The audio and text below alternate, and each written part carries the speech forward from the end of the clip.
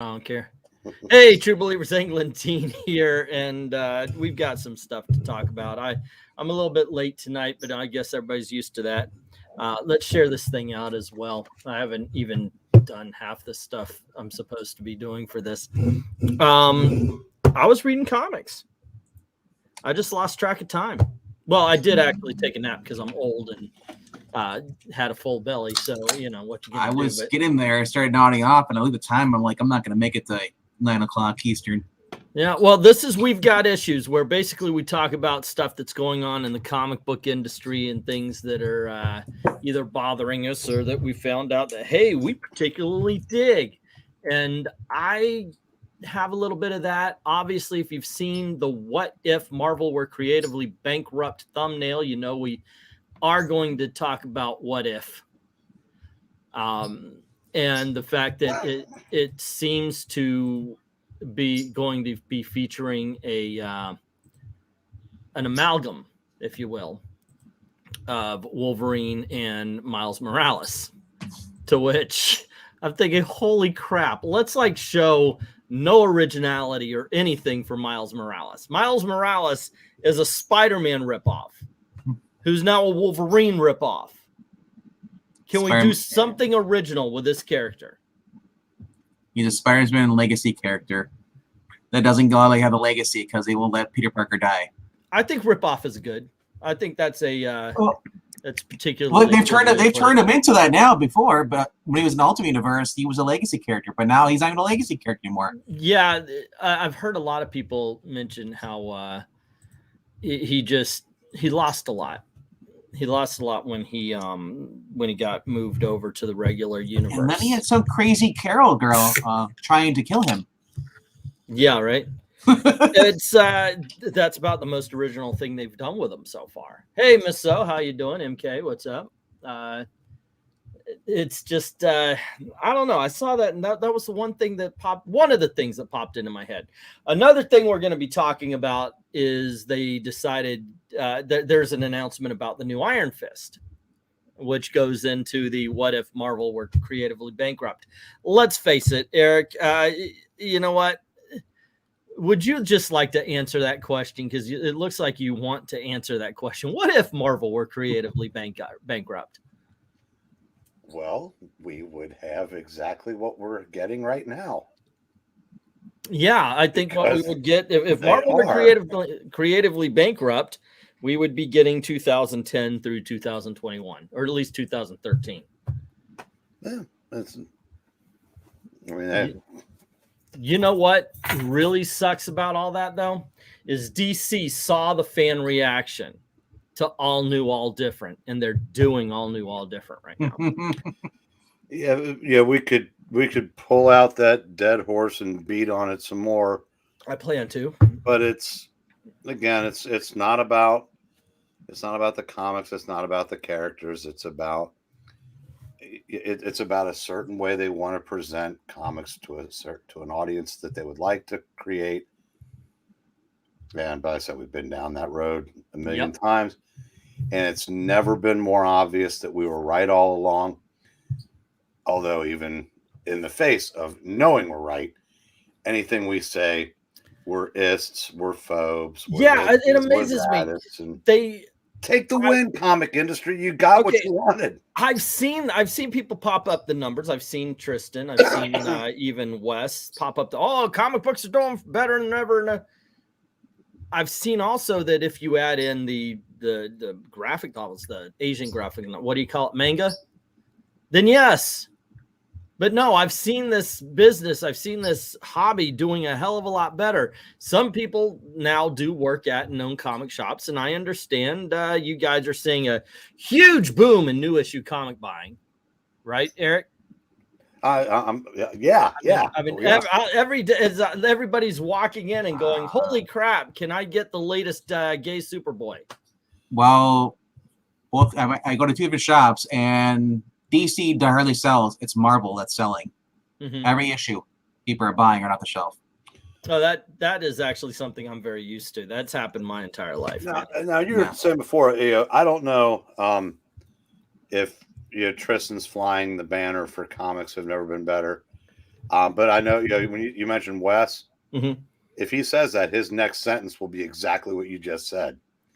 But that's because you add in manga, you add in this and that. And he goes, yeah, because as I said, everybody that can look at it objectively knows that it's not doing as well as it was even 6 years ago. And I don't think, and I do not expect the comic book industry to do 1990s numbers. I don't. No, it can't. And it's not just the speculation, because we've got the speculation crowd again, but they're speculating on key issues only. If there's a first appearance, that's why you'll see a book that is released on same day. It's on eBay for $40 because there's a first appearance.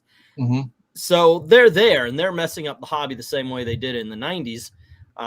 But there's also the internet.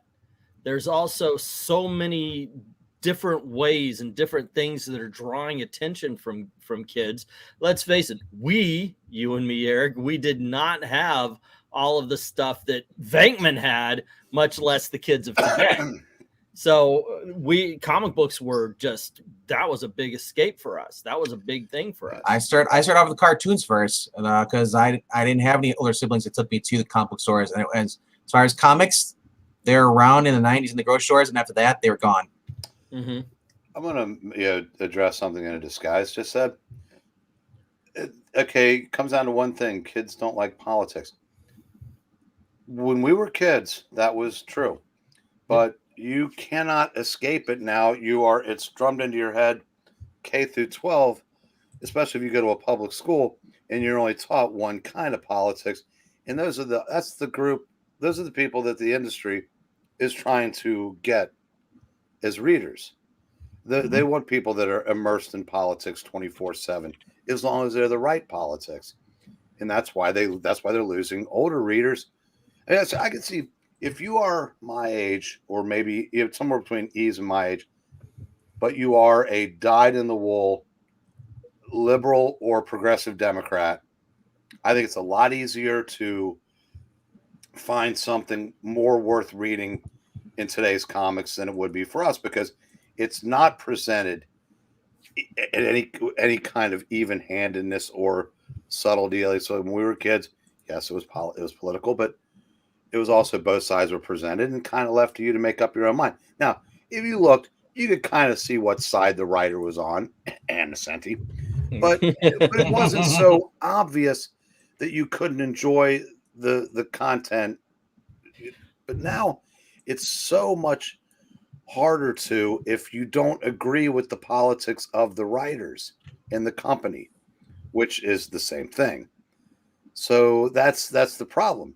I think they're going after kids that want politics in their breakfast cereal and their comics. Yeah. Free color changing spoon. Well, one thing I would say, and I have said this before, it's not that there's politics in comics. There always have been. Always have been. It is that it's changed.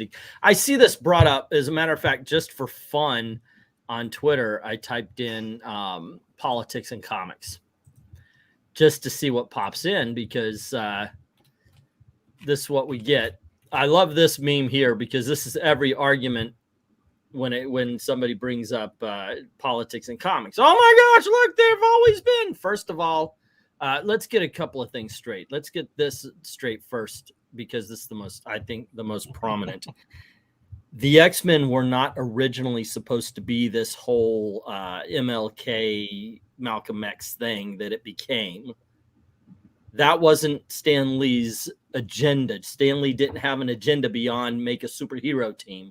Oh, and the next one's going to be bizarre, and I can't come up with an origin story. Oh, freaking hell, they were born with it.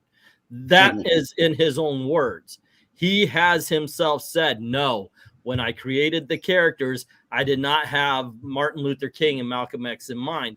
That was added in later when Chris Claremont had it in his hands. Yep. That's when people started going, he's very much like MLK, and it wasn't the original idea. And one thing that modern day writers, who I want to believe in, but unfortunately constantly show us that they're morons. Today's writers can't even handle that particular part because they don't understand that the X-Men, by being outsiders, are supposed to they're supposed to be everybody. You could be an X-Men. You feel the same way they do. You feel like an outsider because you're too tall, you're too fat, you're too scared to talk to the crowd. Anybody who's felt like an outsider feels like the X-Men, and that's what made the X-Men so popular. Everybody could identify with them because at some point in time, everybody felt that way. And so they go, oh, no, the X-Men are a stand-in for Group A or Group B. So now you have what they would call the oppressed within the oppressed within the oppressed. Now, I've seen this kind of thing. I went in through my dating black girls phase when I was a teenager, young 20s, and I actually saw what was called red bones get treated far differently than darker skin. So I get it that it can happen in minority groups, but the thing is if you keep it at one level, if you keep the comic book where it's just the outsider, not a specific group, it appeals to everyone. Yeah. And they decided they don't want to. And you'll hear it all the time. Even with this announcement on Twitter. I'm going to get to it in just a little bit. The picture that they shown, it was Miles Morales. It looks like Miles Morales is Wolverine. The picture that they shown, somebody, some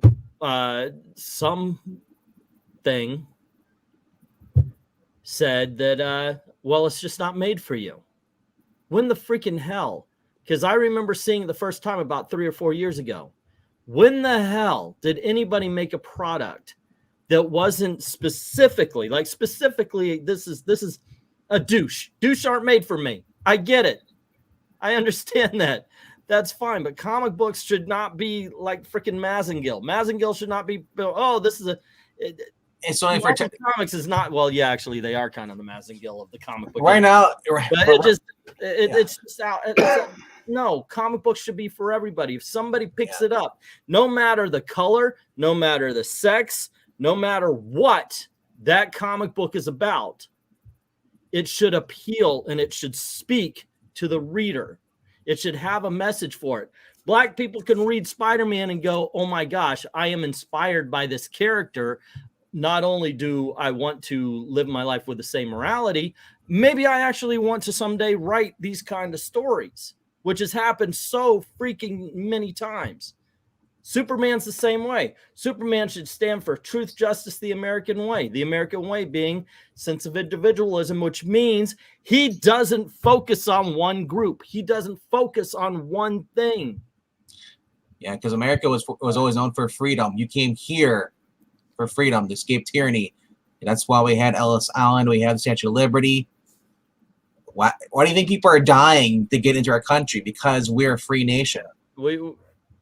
So why would he not say, the American way? Because the American way is freedom. Yeah. So I guess I'll share this out. This is from Bleeding Cool here. Marvel's What If returns.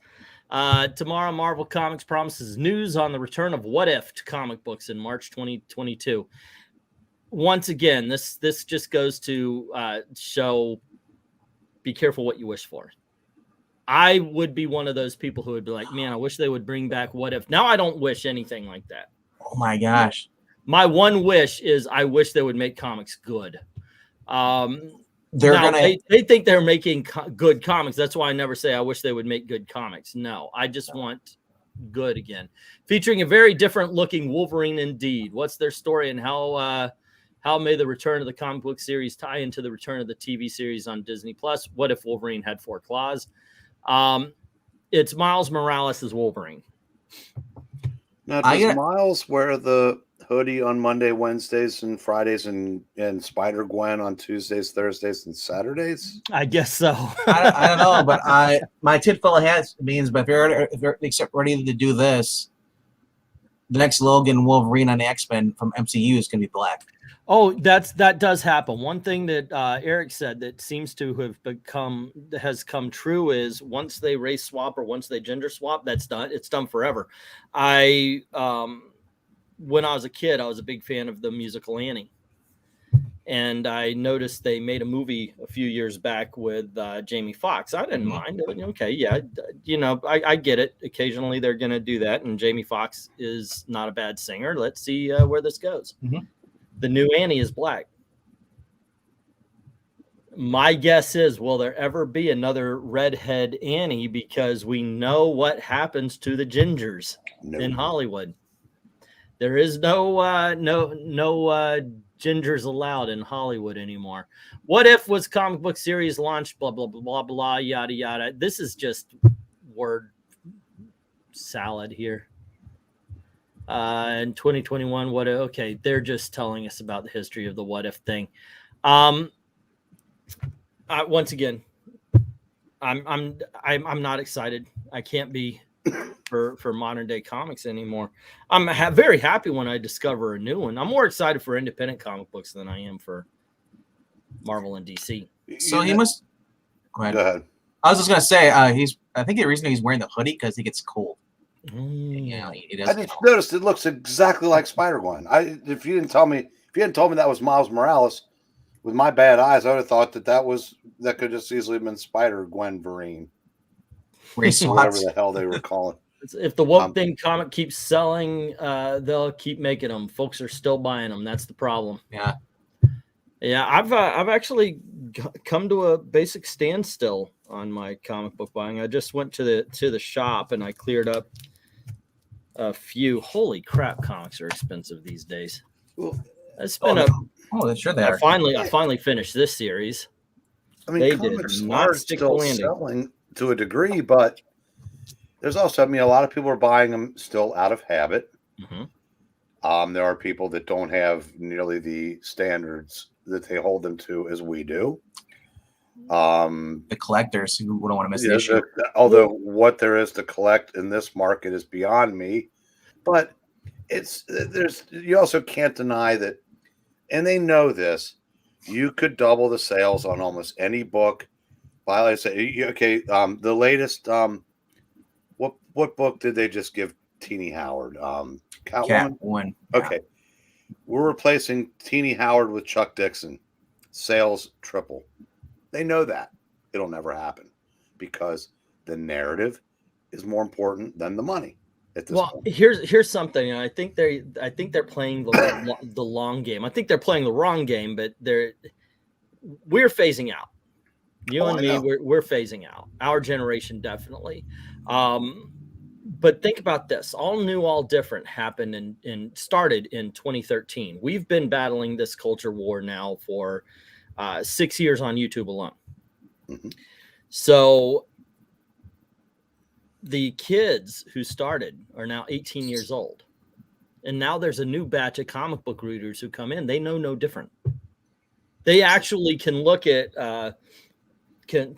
some really horrendous art and not know the difference. They didn't see Jim Lee draw in 1990s. And remember, for us, anytime, no matter what it is, when they want to actually get a good punch in there, even if it's on an SJW comic, they always bring back the old. They always bring back Jim Lee to draw or somebody of that stature to make a comic, to make us go, oh, wow, yeah, nostalgia, I should buy that.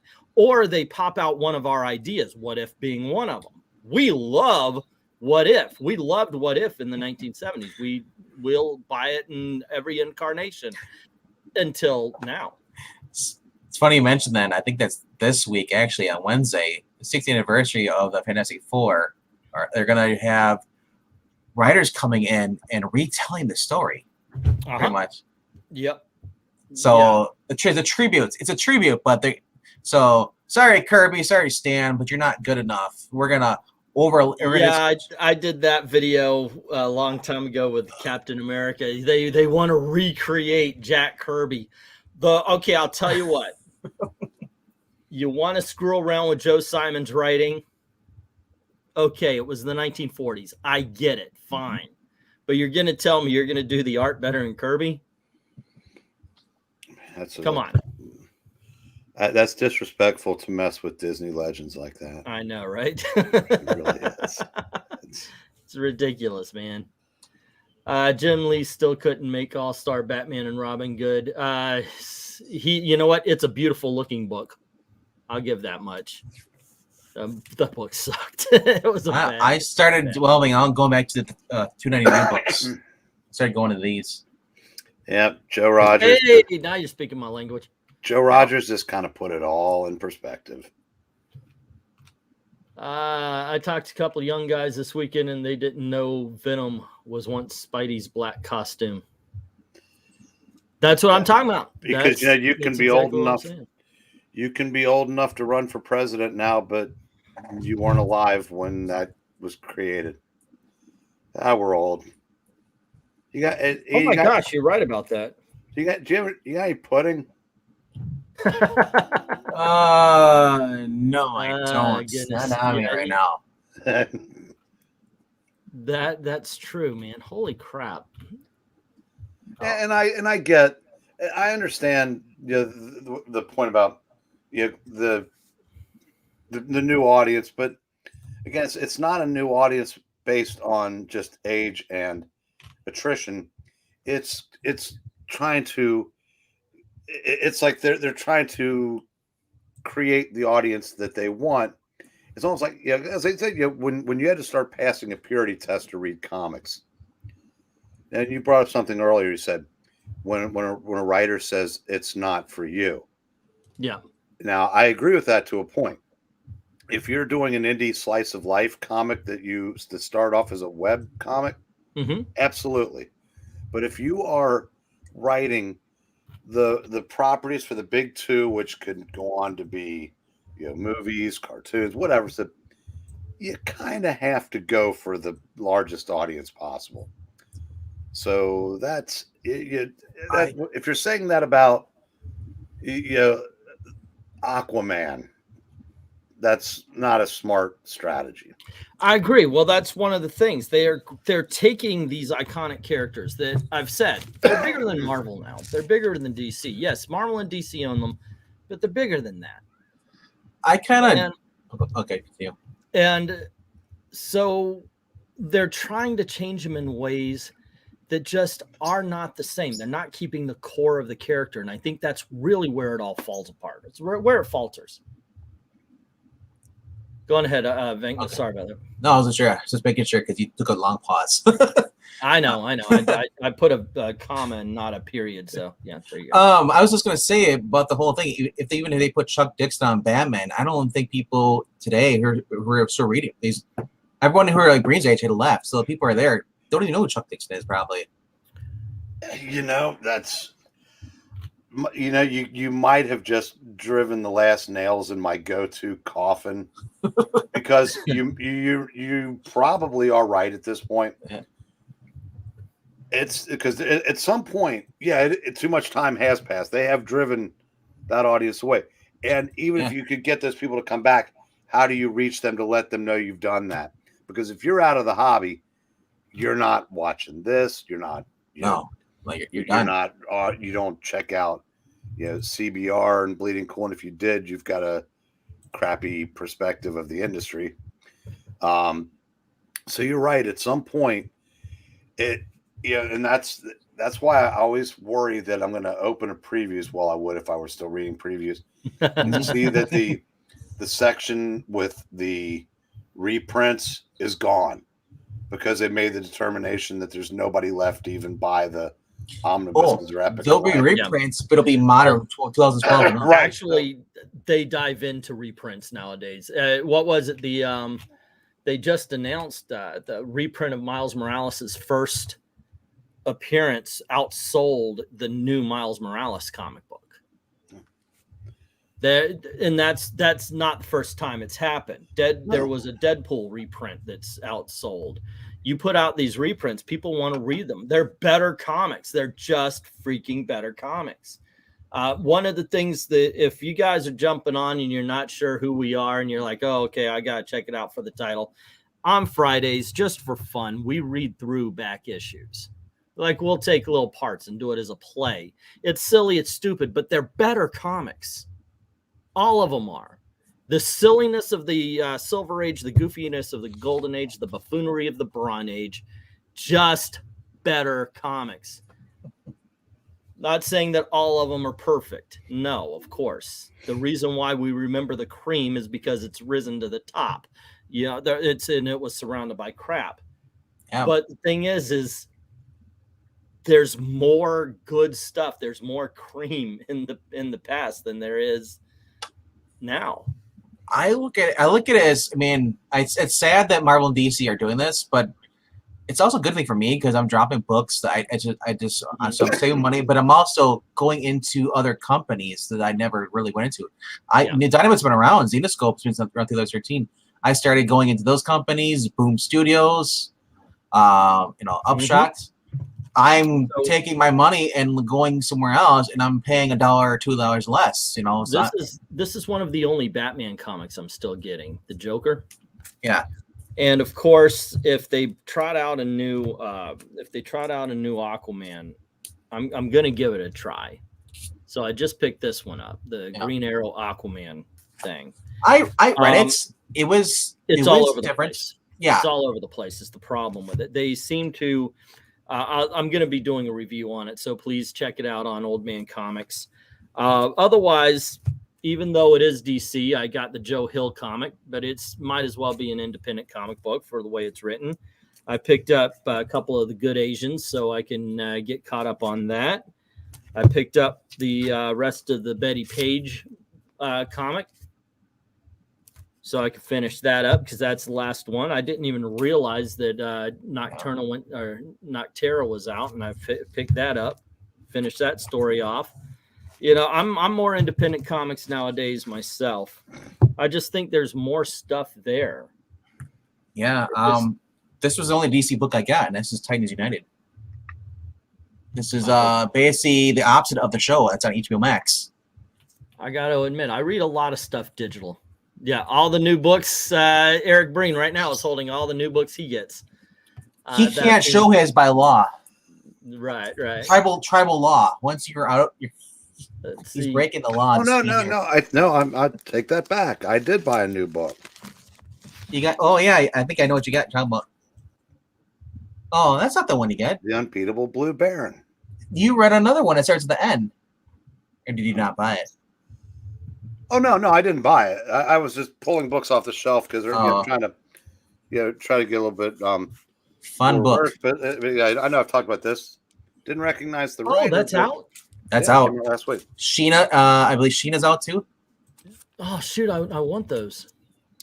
They are fun stories, but unfortunately, this is branching off the character from the Christopher Priest horrible vampire run. But if you want to see our awesomeness, pick up the Vengeance of Vampirella. And what's really cool about this series, I can't stress enough.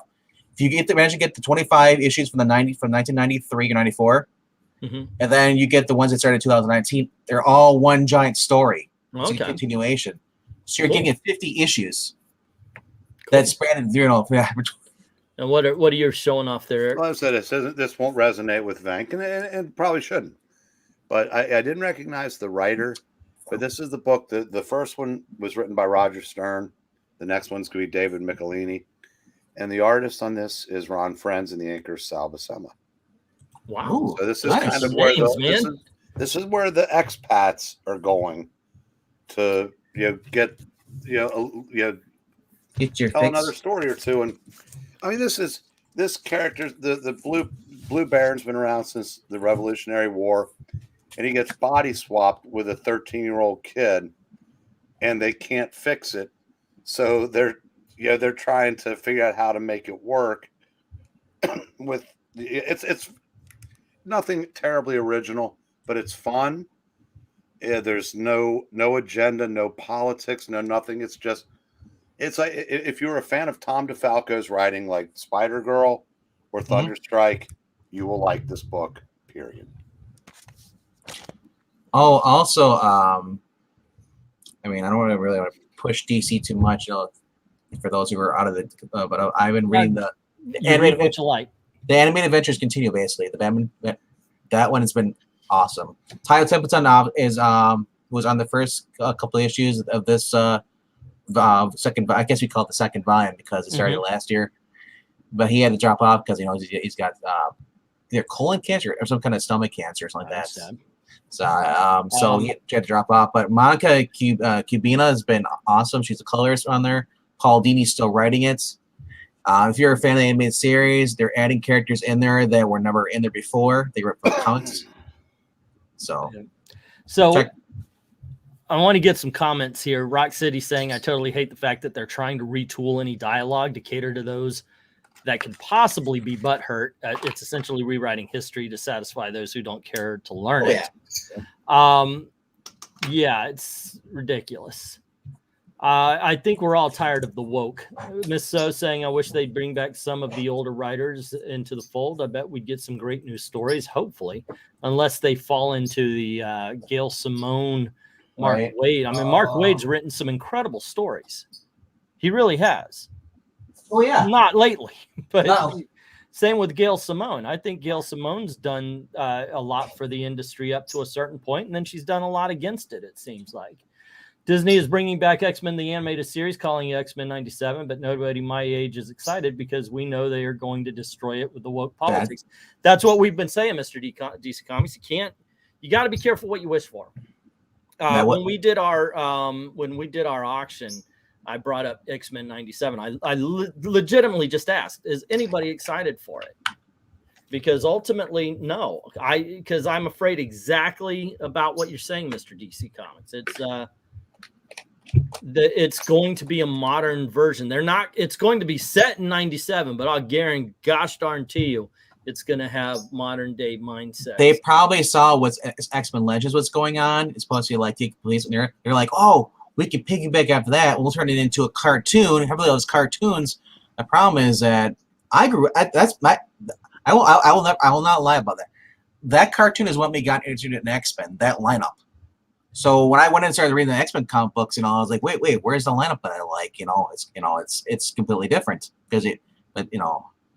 so that's one of the reasons why I wasn't really into some of the X-Men comic books. Like Extreme X-Men was more my alleyway as far as what I was getting into the X-Men stuff. That was the one that came out in 2000 or something like that, right? Yeah. Oh yeah. My kids loved that version. And actually it's not bad. It reminded me a little bit of the Ultimate X-Men and So that was that. So that's I don't know. It's scary when it comes to that stuff. Bring it back. It's like bringing back. We're gonna make if Disney decided we're gonna make a Nightmare Before Christmas sequel. It's not gonna be the same. MK talking to Mr. DC says, I'm worried about new Batman Cape Crusader with Bruce Timm. That's another one. When I heard they were announcing, we're going to make a new Batman animated series, all I could think of is, no, you're not. Yeah, you're not. Because he even came out and said he was going to add modern sensibilities. Well, yeah. And if I've said this before and I'll say it again. If you're leading off with that, if you're not leading off with, we've got some great ideas for the character. We thought that maybe exploring Batman in this way while we explored him that way in the 90s is the way to go about it. While he's a far dark and violent character, we do realize that modern sensibilities don't accept that kind of darkness. So what if he has to do this or he needs to do this, yet the society as a whole doesn't want him to do him? If he said something like that, doesn't want him to do this, so the police are more after him. Jim Gordon isn't the ally that he used to be. Okay, if he came out and said something like that, then I'd be like, all right, okay, I want to see this take on Batman. I want to see how this goes, especially in an animated series. But if you step out and you go, yeah, we're going to do Batman, and it's going to be all inclusive, and we're going to race swap some people, gender swap some people. That's not a story. That isn't inclusivity. Or as I said before, that's not representation, that's presentation. And it is pandering, and it is bad. I won't even put that change my mind sign because you can't. Doing that is not representation, it's presentation. Let's see, the art on Sheena. Wowzers. I gotta find this. Betty Page is always sold out at my local comic book shop. Surprisingly good. I'm gonna be reading up on it, and I'm going to be doing more videos and such. I'm actually doing videos and kind of stockpiling right now, so I could just release them. I sort of am doing that with a Sandman series that nobody's watching on this channel. You uploaded it twice. I watched it twice. Oh, thank you. But the first time you upload it, and the second time. Yeah, well, I'm going to be putting all of the commission videos that I've really. One reason I don't get on to other people for being late. Yeah, those are going to go on this channel, and I've got enough, so okay. I'm far ahead of this. So also, I'm trying to do videos on the other channel where I could just put them out. Yeah, so. Hey Jim, he's asking about Red Sonja and Amy Chu, not Shu. It's too close to Schumer for me. Don't ever say Shu. Amy Chu did Volume 4. It's called Worlds Away. That's where she goes end up being transferred to New York in 2017. Amy Chu. Chu. Thankfully, I have not seen too much of her politics. I'm pretty sure she's far left also, but she. Can we just make her Red Sonja and Vampirella writers? You know, let's let her write women, because she writes women. She does on the books I've seen. Maybe the most recent thing she put out is incredibly SJW, but yeah, she writes 3-dimensional characters. It's better that way. It was great the whole entire run, and then they got ruined. Yeah, Margaret Bennett goes in and out. Sometimes she'll write a decent story. Sometimes it'll be. And Bombshells is the perfect example. Now, if you're going to make a Bombshells, if you're going to make a women are the heroes kind of book, I understand there's going to be some feminist and some girl power, as the Spice Girls used to say. Doesn't bother me. I know what to expect. So the first run of Bombshells, the first 100 issues, okay, I actually liked them pretty good. Get to that Bombshells United. Oh my Lord in heaven. It's one thing to have the women be the superheroes while the men are the supporting characters. It's another one to have the men just sitting there all, you know, it's. Didn't they make Wonder Woman and Supergirl like gay lovers at the Bombshells? I remember it was Supergirl, and Supergirl had a lesbian lover.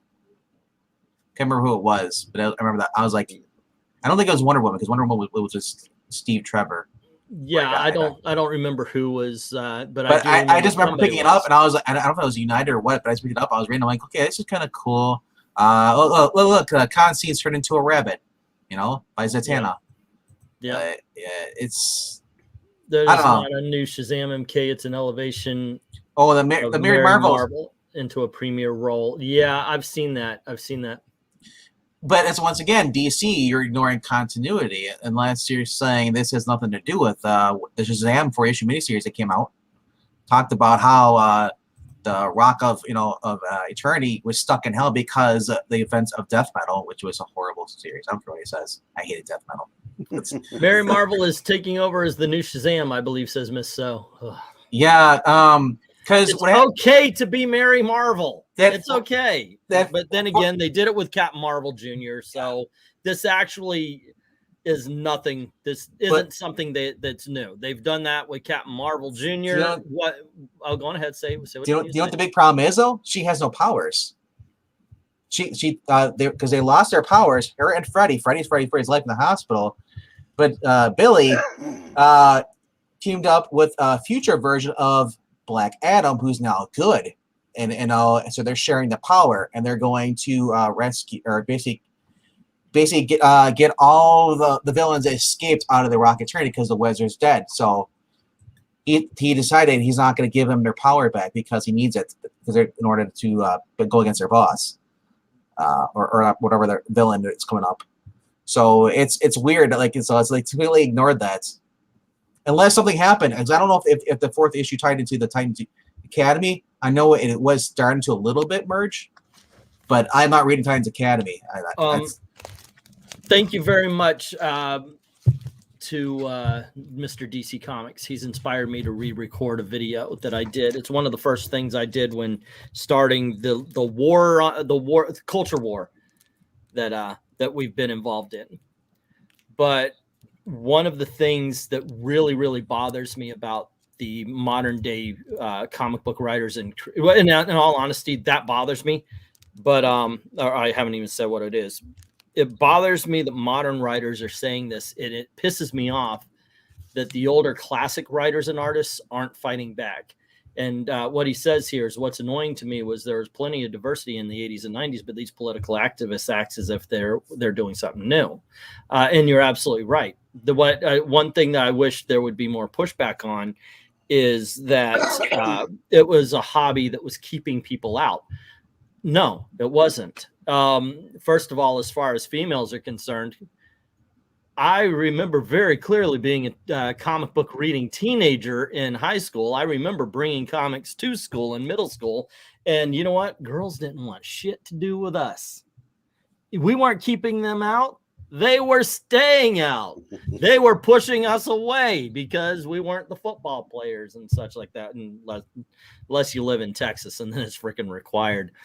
Guys, I was 4 foot tall. I weighed 25 pounds, soaking wet, holding 2 bricks. Maybe you thought holding the 2 bricks made me dangerous enough to play football, but I do believe it was against the rules. And those are those cardboard blocks you used for building back in preschool. Yeah. But seriously, that is something that really bothers me. That's become the narrative.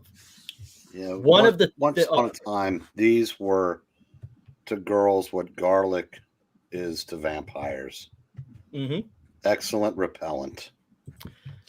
And they act like it was, oh no, they're keeping, Yeah. oh, it's gatekeeping, blah, blah, blah, yada, yada. Another thing, one thing also, leave the conventions out of this. Look, I understand, and I'm 100% behind don't touch without consent. I know there was a movement going on. I understand that. Look, just because a girl's dressed like Witchblade doesn't mean you go up and grab her boobs, which I actually saw happen. I got a picture with this woman. She was dressed as Witchblade. The guy before me did that reach around thing. Yeah, uncool. It's freaking uncool. I understand that.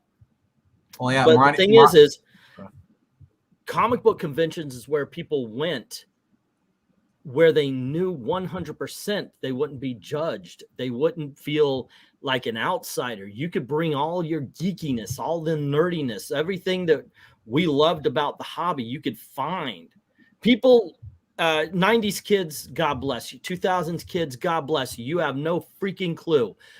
We paved the way. Okay. We paved the way for you. We took the lumps. We took the hits.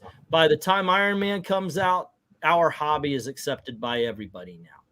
And which is in some ways good, in some ways bad. I would love to go to a comic book convention again. I don't know about you guys, but I would love to see a comic book convention, because what they call the comic book convention ain't anymore. It's the I want to meet Norman Reedus convention or something along those lines. Well, sir, I tip my hat to you for making the locker smaller for us. You're welcome. Well, it's funny you mentioned that about the conventions. So we just had the one in Cincinnati a couple months ago. Mm-hmm. It was a 3-day show. And Friday was phenomenal business-wise. Saturday was the most crowded by far. Yeah. And we had our worst day of the 3 by about 500%. Because that's when all the... That was the day. That was the day of the cosplayers. Yep. Now they were there all 3 days, but it was just a sea of people there to be seen. Well, they're not buying anything. Nobody bought anything that day. It's the day of the celebrities. Saturday is the day that all the celebrities are there, and that's for us anyway at MegaCon. Yeah. Somebody opened a door downstairs, so the bird's kind of losing his crap here. So, but I'd love to see another convention with just somebody. I can't remember who it was that was talking about it. It was somewhere in Tennessee. I think it might have already happened. all it was were dealers and comics. Yeah, that would be nice. God, those were so much You know, fun. bring in a comic book artist or writer to talk and everything. Hold on, I'm gonna have to either let him out or cover him up. Marani and Misso, you ladies do not exist in this hobby. I'm sorry. Never had. Never have. So Not before 2017. You both are unicorns, as Marani said.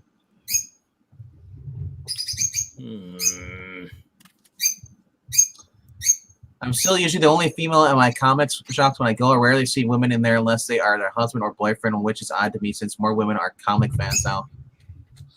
I do see a couple going in there buying book stuff, and then I see the ones who they're there with their dads, and the dad's buying stuff. They're not buying anything. They're just, can we go now?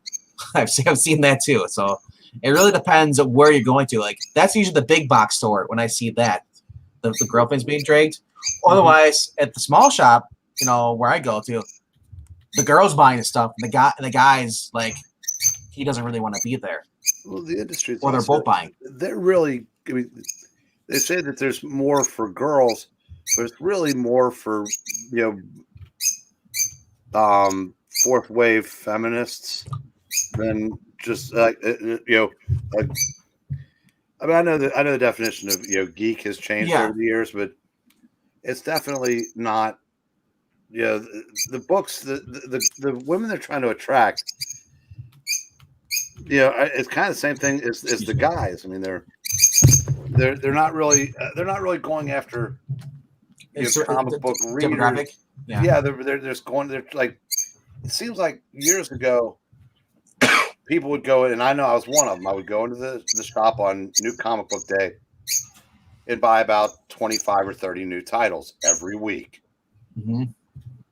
Now, like I said, I'm in the group that they successfully drove out. Now they're all agonizing on how to get that person that still goes into the shop to buy one or two. Yeah. I said that I know I failed my last math class, but those numbers don't add up. Well, he's disappeared again. Check your finger. You must shut up. Okay. You put him downstairs and close the door, you're fine. If he goes outside, it's freedom. Yeah. Now, Miss So was saying that when she goes to comic shops, she seems to be the only woman in shops. We have a lot of women in the comic shops down here. Most of the people who work in the shop are girls as well. So I'm in a little different environment, though. We also get a lot of out-of-staters and everything. Okay, you're bothering me and everybody else. Is this where you want to be? Huh? No. The books I do see the girls buying is like Something's Killing the Children. A lot of the independent books. I've been seeing that. Not so much Marvel. It's usually the guys I see buying most of the Marvel stuff. There might be some girls buying some of the girly books, Ghost Spider or any of that stuff, But I see them a lot of them buying the horror books. It's not even that. There's so many books that look like the kind of Tumblr web comics that were prevalent years ago. Now they're finding their way into print and dominating the shelves. And I don't know where the market for that is, but it seems like the industry is trying very, very hard to find a market for that. Yeah. And I do know that once those come off the new rack, they might as well go into the can because they're done. Yeah. And there's no back issue market for that. And that's another thing that's hurting the industry is there's such a separation now between new comic buyers and back issue buyers. And there is we now have an older woman. I want to say old because I hate that term because it's so many people use it for different ages. When you get to be my age, you're gonna love it. No, but I'm 36, so this woman's probably like got 10 or 12 years on me, so it's not that old. Oh my God, she's still alive. But compared to the normal, it's usually the younger. It's usually like 20 and under that's going and buying stuff. Yeah, she's a new person to the shop. I know that, and she came over and she's buying all these books now. She's buying everything now, and every week she comes in, I hear her talking to the shop owner, a friend, and like I hear her she's like, you know what, I'm you can cross this off my pull list. You can cross this off my pull list. She's learning quickly that a lot of books suck. Yeah. So it's interesting to see that, when somebody starts like, oh, it's like, because I was like, I wonder how long it would take for people, if you're a new reader or just getting back into the hobby, for you to quit again. Because I was tempted. I came back in 2019. I was very tempted because I was only in it for Spider-Man. And then I saw what Spencer was doing. I was like, oh, Spencer got her back with Mary Jane. And I was like, and we're back to Craven's Last Hunt. Hey, number 5. It's like, with at my shop, I see a lot of guys, a lot of girls, but when it comes down to what they're doing, they're playing the games. HeroClix has made its return. They play these card games and such like that. I'm not into them, so I don't know. The girls behind the counter, though, they don't like the same comics. There are a couple that literally hate everything I like, and I like everything I hate everything they do. But there's also some that are just not a big fan of the direction of Marvel and DC. I don't see a lot of people looking at the new books as much as I see them looking at the cards and the games and everything else. So, is there anybody else having trouble taking him seriously with a bird on his head? Is it just me? especially when it pooped on him too. You can't tell if he pooped on the shirt. Who said the shirt? Yeah. But no, that's just the way the face looks. Let's see. We have a lot of dudes dressed as girls in comic shops in Washington State. Does that count? Yeah, I got one of those actually working behind the counter. I don't know, but that's, like I said, that's the big box store, and we're cool, But I just wish that there was more pushback on the whole idea that we were gatekeepers and we were keeping women out. No, we weren't. No, those are the people who don't even go in. They've never seen a comic store in their life. Yeah, they weren't even part of the audience. They didn't even want to be a part of the audience. Hey, Tim, how's it going, man? He likes the bird's cute. Now the bird's gone. He's like, I'm done watching. Cute. Now I've said my piece. I'm gone. You want to come in? There you go. That's okay. He's cute. People, if only he came with a mute button. People like it. There you go. Okay. Yep. And he's disappeared. Oh my gosh. He's up against he's a green bird up against a green screen. Yeah. Yeah.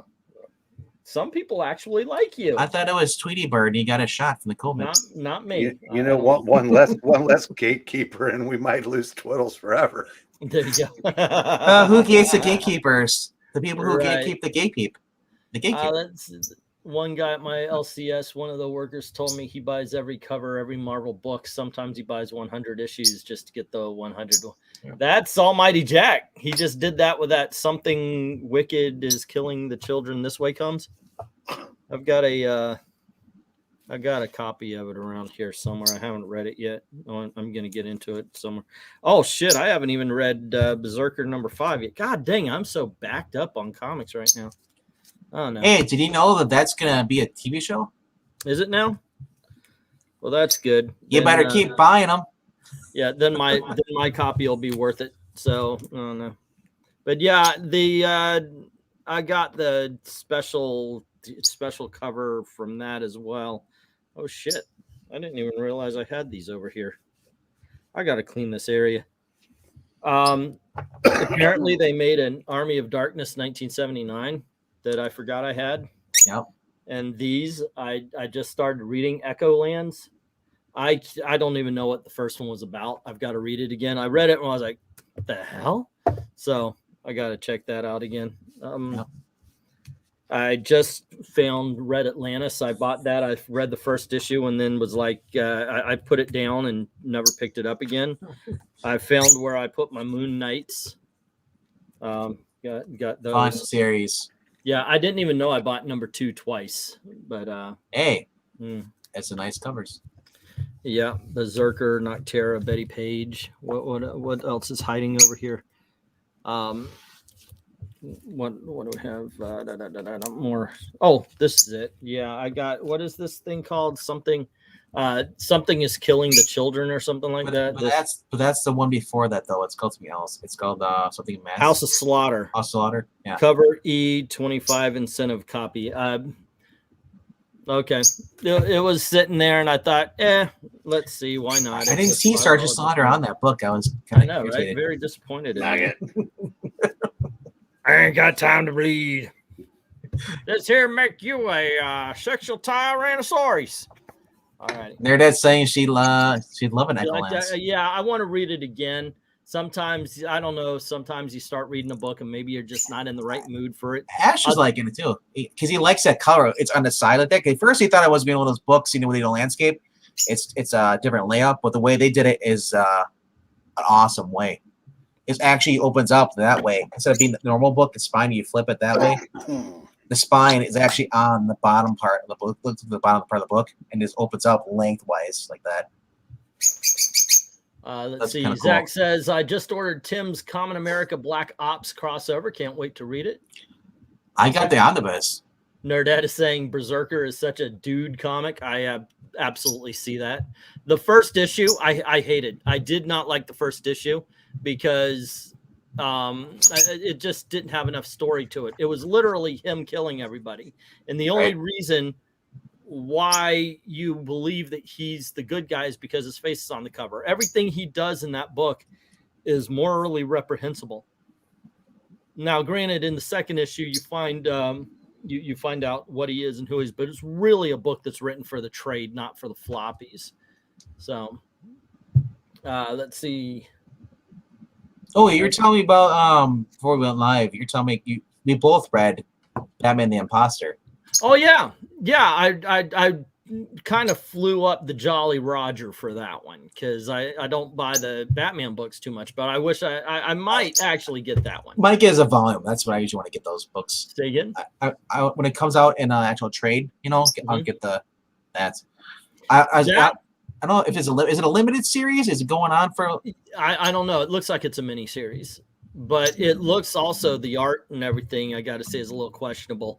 But they draw Batman to look like Robert Pattinson. So I was wondering if they were tying it into the movie verse or something. The second issue, there's a scene where Bruce and he's with that cop, and they're in the diner.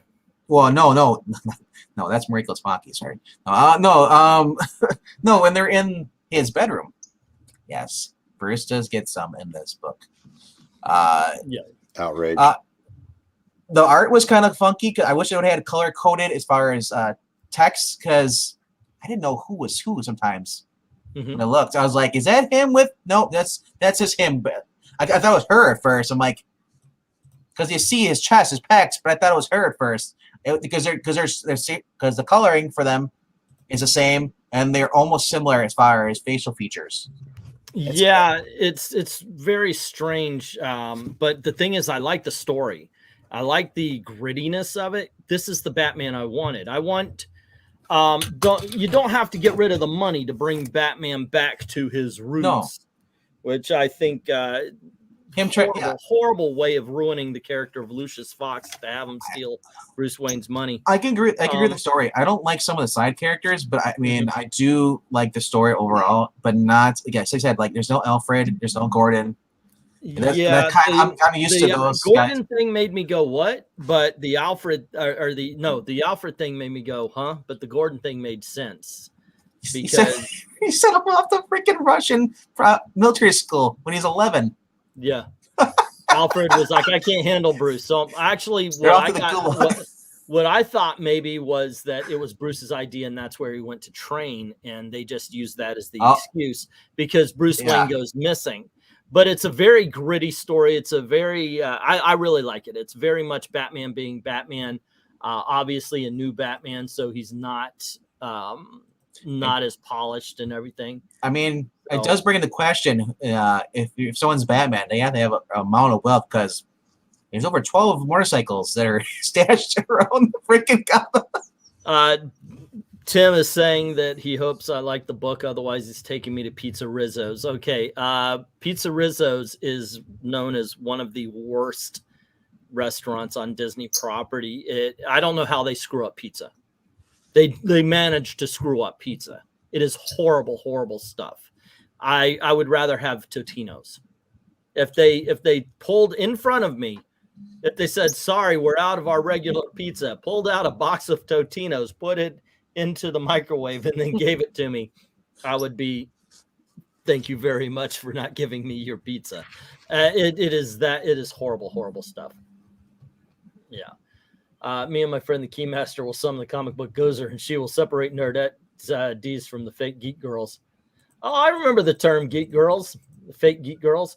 So fake geek girl, by the way, for those of you who do not know, is what booth girls started becoming. Like, they were the ones that were there, all in Asian schoolgirl uniforms, boobs shoved up, knowing just enough to get you to come in and check the stuff out, maybe buy something, but not actually knowing what they're talking about.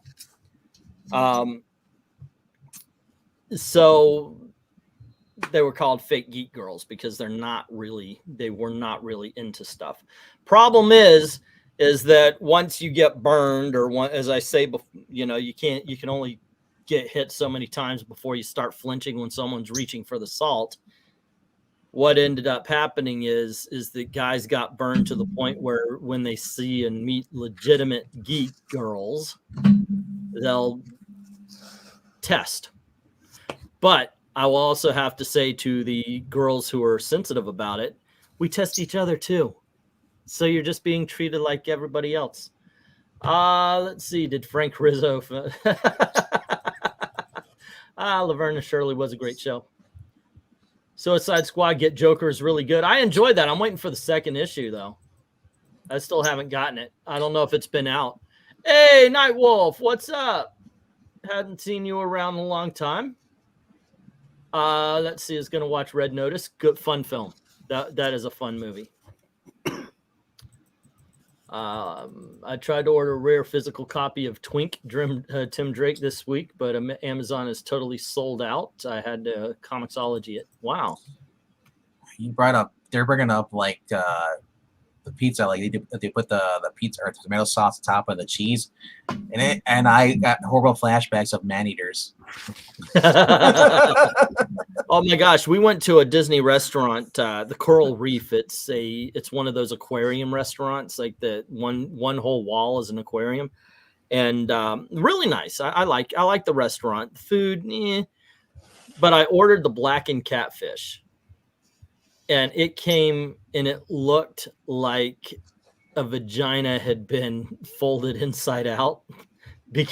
And it really did, because it was a whole fillet cut down the middle, and then you had the natural fillet juices spilling out, and then the Cajun rub smeared on it, so it literally looked like the fish was bleeding. And the way it was like, oh my god!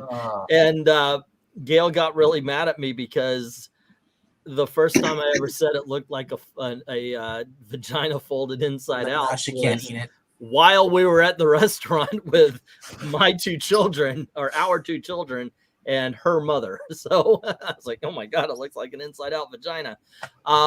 It was really horrible. The other gross thing is you're eating catfish, the bottom feeders. Yeah, they're so gamey. Ugh. No, the catfish is good, man. But yeah, it is. It was delicious, by the way. But Gail actually looking at us, you're not going to eat that, are you? You just get that. Eric, quit pulling a Banquet. You can't read comics while we talk. And yet, I seem to be doing exactly that. Hey, Nerdette says she gets called fake geek girl all the time. Any girl that's popular that shows an interest in comic books, they're going to be ridiculed. Well, also whether they are legit or not, that's just the way people are. A lot of people are jealous. They don't like the fact that somebody has more, especially on YouTube.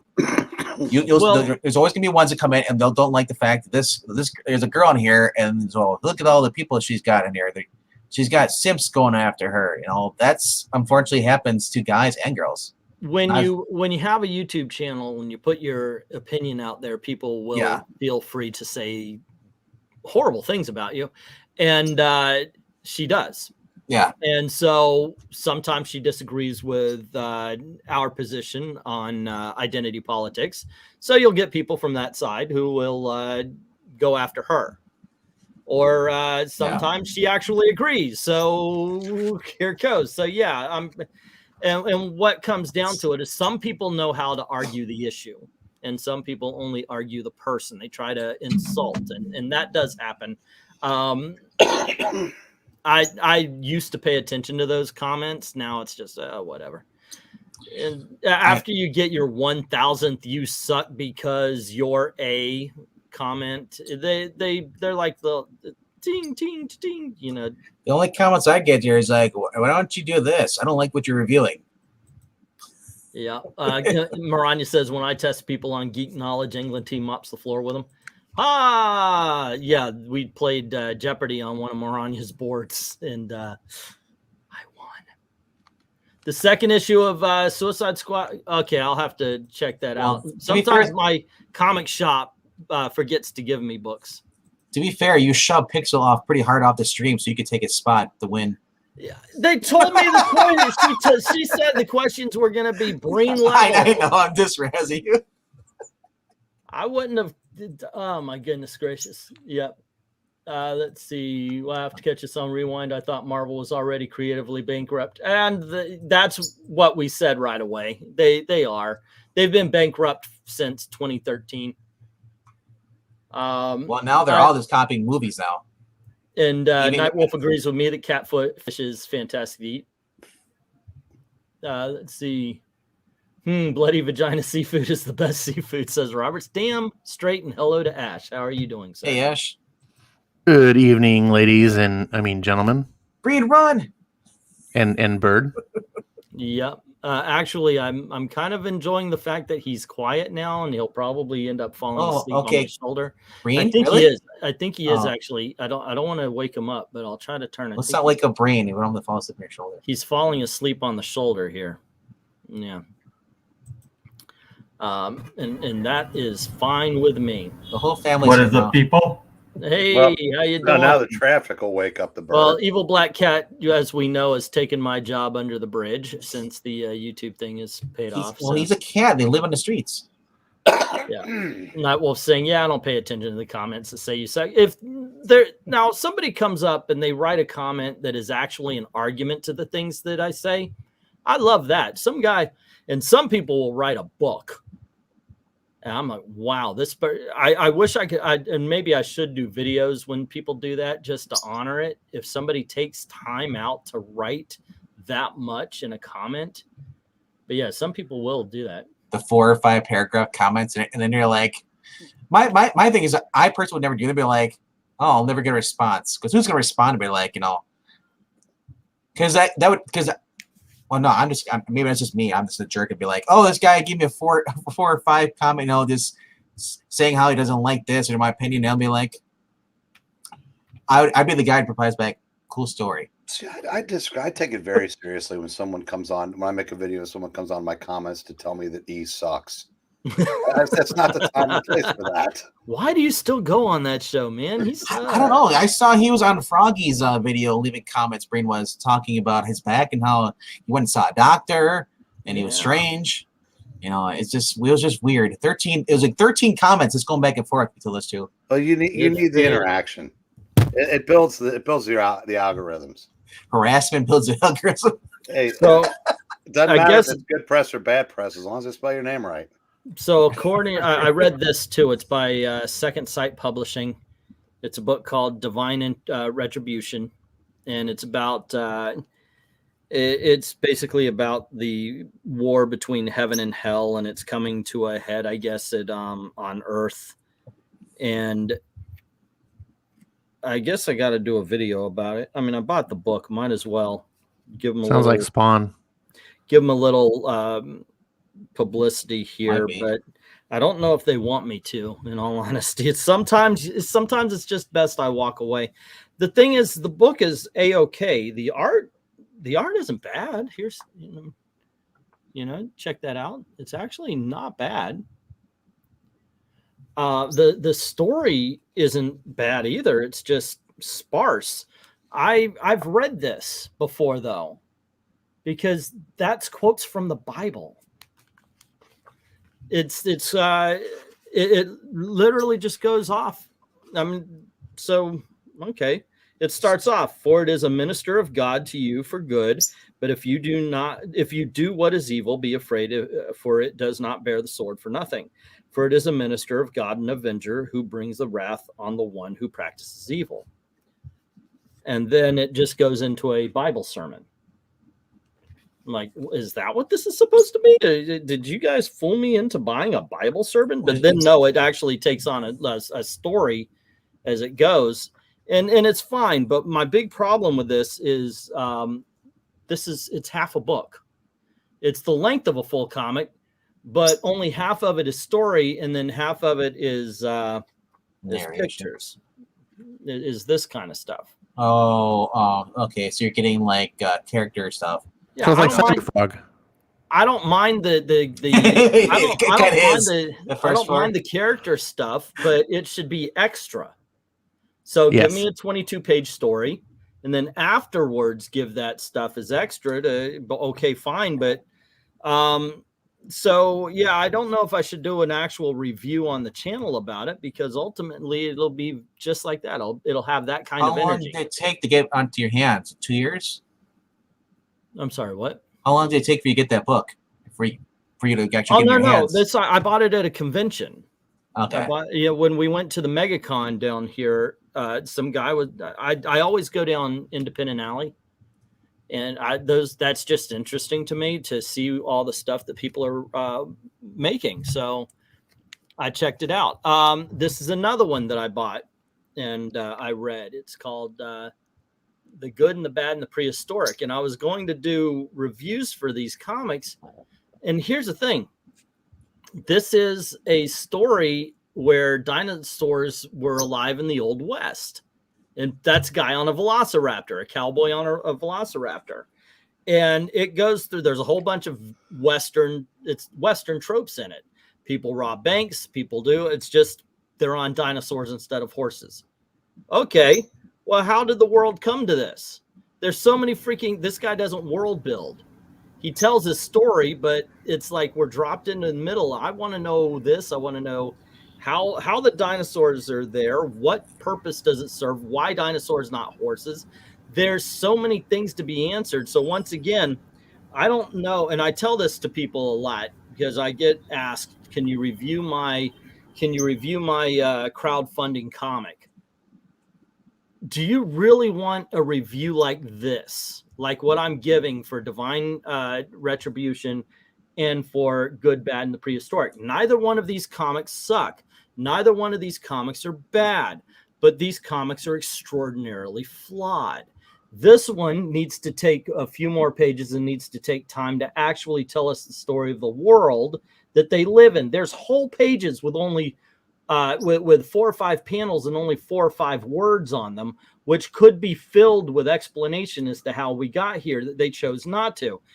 This one is half a story that is all world building, but it's also a Bible sermon. So what's the point of it? So I am happy to review crowdfunded comics. Bring your frickin' A game, because I'm not going to pander to you guys, and I appreciate anything. I'm going to make sure that I'm giving a review that's honest to my viewers. Especially, if it's only half the book is just like, a story, and the rest is just like, index and basically a glorified index. This is the next crowdfunded book I'm going to check out. So especially if you're going to go and buy this book, you're like, oh, it's great, like 32 pages. Oh, it's only 5 pages story. Yeah.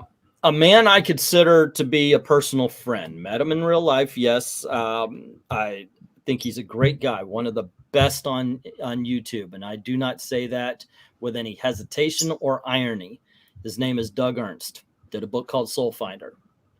I think the art on Soul Finder is very, very, very good. I think that the writing on Soul Finder is okay. And I have said that I did that review. I told him, he's seen it, so And that's okay because, someone else may review it and may give a different spin on it, Well, the thing is here's the thing. As far as Soul Finder was concerned, I think that Soul Finder shows a hell of a lot of potential. It's obviously written by a first-time writer. I don't think he did poorly on it as far as world building. I think he explained the place that this guy's living in. I do believe he explained the motivations. I just think that occasionally it loses focus. But overall, I would recommend Soul Finder. It was pretty good. Is it like a $15 book or No, it's a trade paperback, and now there's Soul Finder too. The reason I ask is because sometimes, like, I look at what Tim Lim's putting out. He's putting on his books, how many pages are in those books. That's a different size, amount of a story you're getting for what you're paying. Yeah, LK even says for a first-time writer, Soul Finder is good. Like I said, I liked it. I recommend it, but I can tell it was a first-time writer. I wonder if the Cowboys and Dinosaurs guys, if that's his first story, he might go back and do a prequel to let you know, or he might the next issue give you a flashback. Well, here's the thing too. Another thing to consider with Soul Finder. Okay, it's a flawed book. It's a first-time writer, first-time publisher. How many professional writers in the big leagues of the top 2 are writing better stuff than Soul Finder right now? When you put it into that, I would say that Soul Finder is as good as most, better than most, as good as some, and not as good as Robert Venditti. Right. But the point is there's a couple of long-time professional writers that are the best of the best that are better than Soul Finder. Yeah. And then I was listening to a video today about, I think Perch did, it was about Vita Ayala and how people are calling her the GOAT. And he was like, what? And I was like, do they mean like as in the animal? Who knows? But that's where we're now. And I'm Jurassic like, Park GOAT. So if Doug Ernst is writing better than the GOAT, then I think he's in a good spot. Yeah. Look, I shat a better comic book, literally, than Vita Ayala. Brain's got toilet paper that's better than that comic book. That's it. That's why I tried to watch Eternal. I was hoping to see Christian Mesopotamia. Dude, he could literally pull anything out of that couch. This is my Marvel Comics smiley face. That character made his first appearance on the Geeky Puppet Show. That's right. I know GOAT means greatest of all time, Almighty Jack, but Vita Ayala does not. I was talking about the one behind you, Breen, though. The toilet paper behind you is a better comic. That's much better Marvel toilet paper than current Marvel toilet paper. Yeah, it's craziness. It leaves stuff cuts you. It leaves inks. Yeah. Salvay Jack says you don't want to touch the new Marvel toilet paper. It gets all over your hands. Yeah, it's not good. Well, it comes pre-soiled.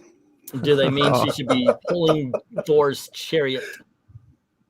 Yeah, I can't see Vita Ayala. You know what? Is that real? I mean, I trust you, Ash, and yet I still have to see it myself. Oh, I saw it. Holy crap. Vita's the book. Apparently, before Vita Ayala became the GOAT, it was Mags Visaggio. Let's see. Tim Seeley says there's a small group of people who consider it a badge of honor to get blocked by comic writers like Goodwin. You were a dick to somebody who works. No, you dumbass. No. You don't have to be a dick to somebody to get blocked by a comic book writer or artist. That's part of the problem, you jackass morons.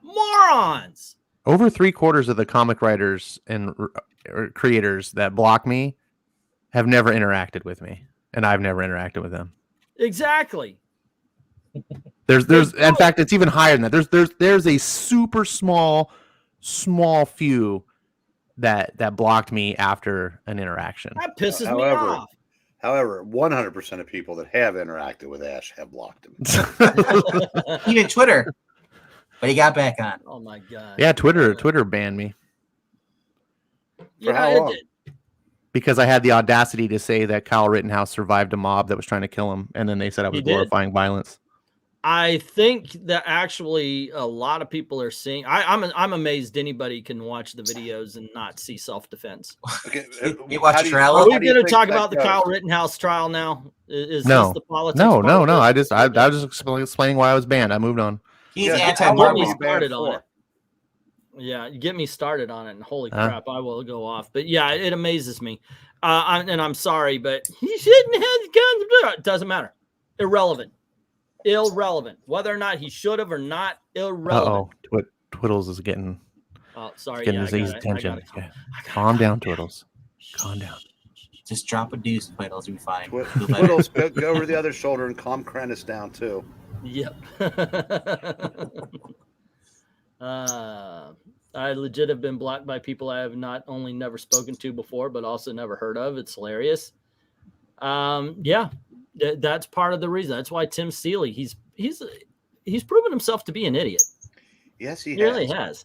It's like I remember one time Dalton got mad at me because when we had those two social justice warriors on, I wouldn't let one guy talk. The reason why I wouldn't is he started it off as a lie. I don't remember exactly what was said, but it was along some lines of like, well, because you hate black people.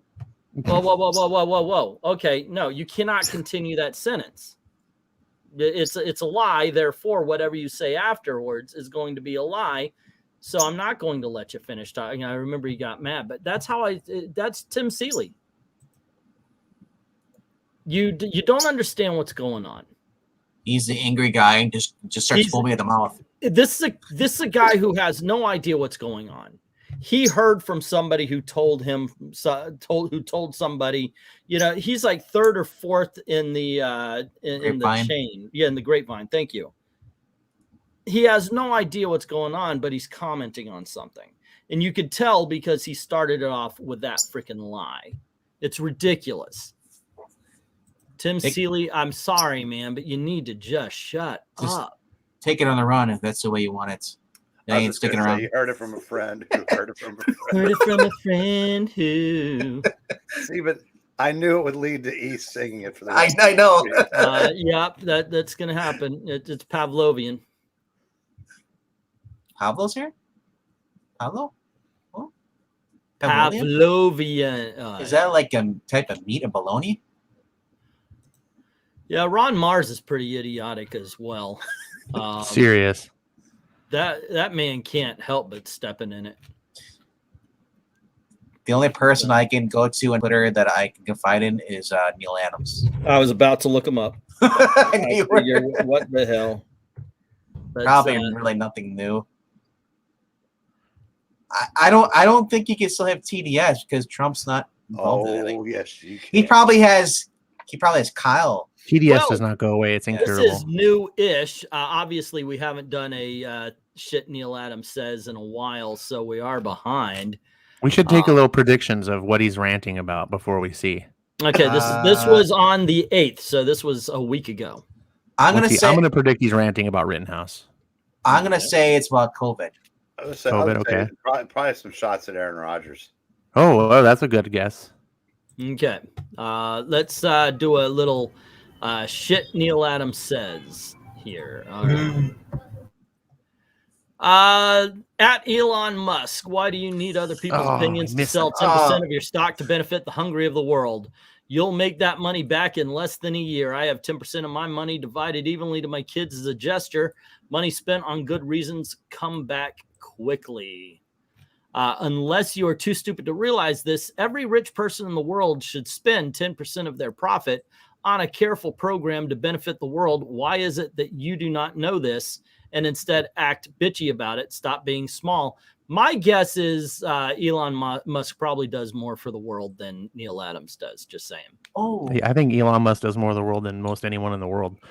Also, Elon Musk, real quick before you go on it, just for those of you that heard, Elon Musk sold just about everything he has. Elon Musk has liquid assets of almost nothing. So the reason why he has to sell stocks, why he says things like that, is I'll sell stocks to do this, because he doesn't even have a home, like a house, like he rents an apartment. He lives super modest lifestyle.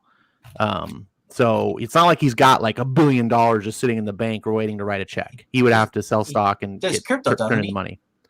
Yeah, but you also have to liquidate the crypto. Yeah. It's not like it's not liquid money you can just write a check. And people like Neil Adams and a lot of leftists, they don't get that. They just think he's like swimming in cash like he's Scrooge McDuck. I hope he is. So that's all that's been. That's the most recent thing from. Also, since we're on the Elon Musk thing, Greg Rucka shoved his foot up his own ass a couple days ago on Instagram. He is saying Elon Musk, if he was a comic book character, he'd be Lex Luthor. He's pretty much the guy from Moonraker, the villain who has own space. He's a Nazi. People are saying this guy looks like Blade. Apparently, he's a security guard somewhere. He can't be, and he's in his 50s. Right. Remember when the left used to be like, oh, we need to Tolerance? get off fossil fuels, and then we had a guy named Elon Musk make the largest advancements in the private sector for getting off fossil fuels than anyone in the world, and now they hate him for it. It's like, what the? He took away their talking point. Yeah, the guy literally has a plan to make the world self-sufficient on solar energy. So let's see. Marvel is reportedly casting for a new Daredevil project, furthering the rumors of Matt Murdock and Charlie Cox's return to the MCU. I don't know how I feel about that. Then some jackass, and I'm going to say that because he doesn't say he says some folks may be excited for Daredevil's revival, but I'm not, considering it's going to be made by the same streaming service responsible for Sneakerella. Have to pass. Sneakerella. Anybody who says I'm out. Sorry. I know the guy who played Kingpin said he'd be willing to do anything with Tom Holland's Spider-Man and Charlie Cox Daredevil. Dude, all I know is I want to see this Sneakerella. Sounds awesome. Oh, it's probably gonna be Loki. He's a Disney princess. Did you know that? I don't know. It's called Sneakerella. It sounds cool. I'm a pass on it. You hate listen, I love the idea of Marvel bringing back Charlie Cox's Daredevil, but we need to address some things. One, it needs to be in the same tone as the Netflix shows. Two, since they have Disney money, I need the fight choreography to be at the same level, if not better. And three, Kingpin. I am Englentine, and I approve that message. It has to be, it has to be the same tone. It can't be like, oh, we can't have violence now. We're gonna more than Charlie Cox coming back as Daredevil. I need Vince D'Onofrio as the Kingpin. Yeah, I need some more heads being slammed in car doors, please.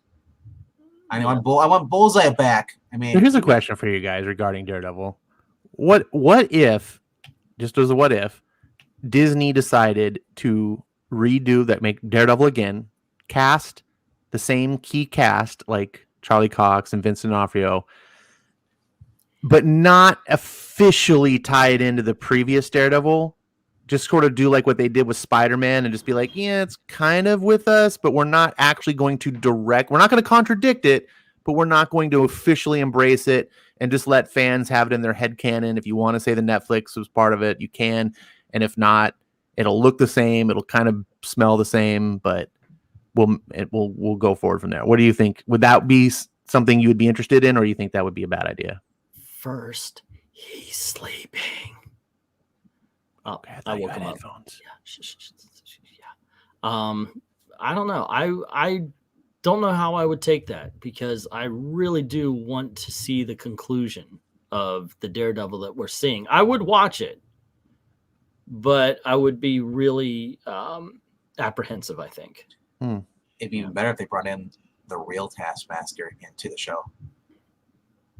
But they won't do it, though. Yeah, and I have heard the rumor about Norman Reedus playing Johnny Blaze. What the hell am I talking about?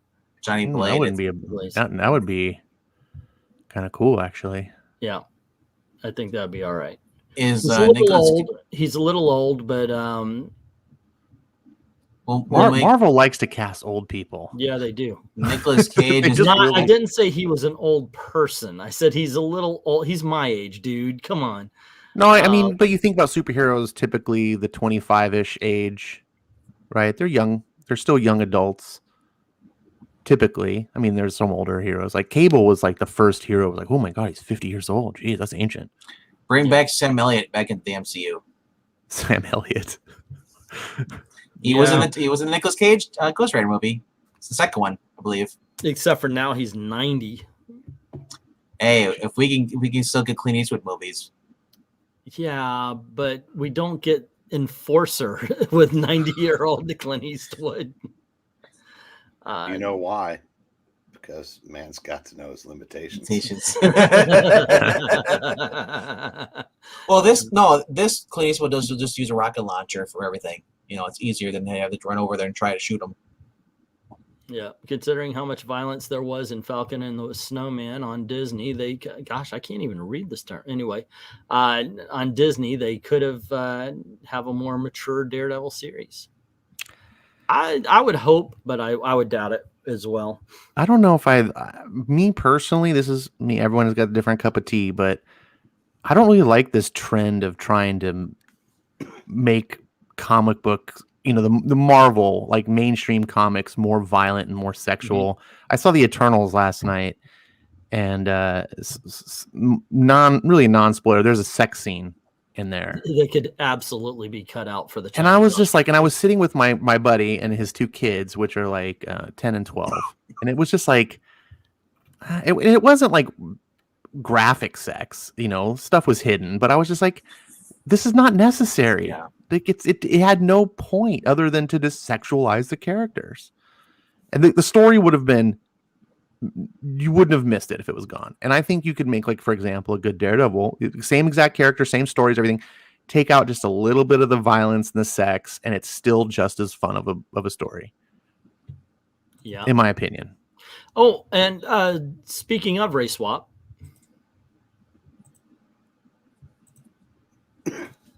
Marvel confirms its new Iron Fist is an Asian superhero. Remember, this is what they wanted to do with the TV show. Now, here's the thing.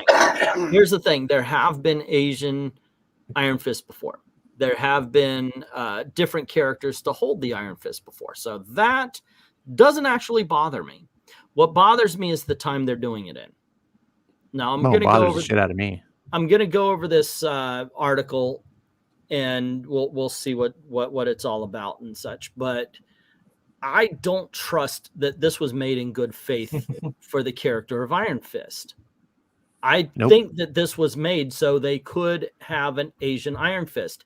And here's another thing I'm going to point out that maybe Marvel will never understand. As a matter of fact, I know nobody on the left understands. Assuming that all Asians know karate or kung fu or tai chi or whatever is freaking racist. Okay, can we get past that? Can we actually go, hey guys, you're being really freaking racist if you think the only characters that can be kung fu masters are Asian? Can we get there? You know what? I'll tell you what. Why don't we send over Chuck Norris and he can freaking explain it to you? God dang. Well, that's one of the things that makes Danny Rand interesting. Is he's the first Iron Fist to not be Asian. This is going back thousands of years, right? He's the first one to be selected who's not Asian. And also, he's a fish out of water. So his storyline lets us get to experience some parts of Asian culture through the eyes of a foreigner, which are 99% of the people reading the story. Like, it's one of the things, like, if you've ever seen it's one of my favorite stories, the story Shogun. They made a mini series of it in the 80s. Yeah. The whole story is about a white man in ancient samurai times who's living in Japan. He has to learn the ways. He's a fish out of water. That you get to see that world through his eyes, and it makes that story interesting. Doing what they're doing here and getting rid of Danny Rand, saying, "Oh, look, it's an Asian guy."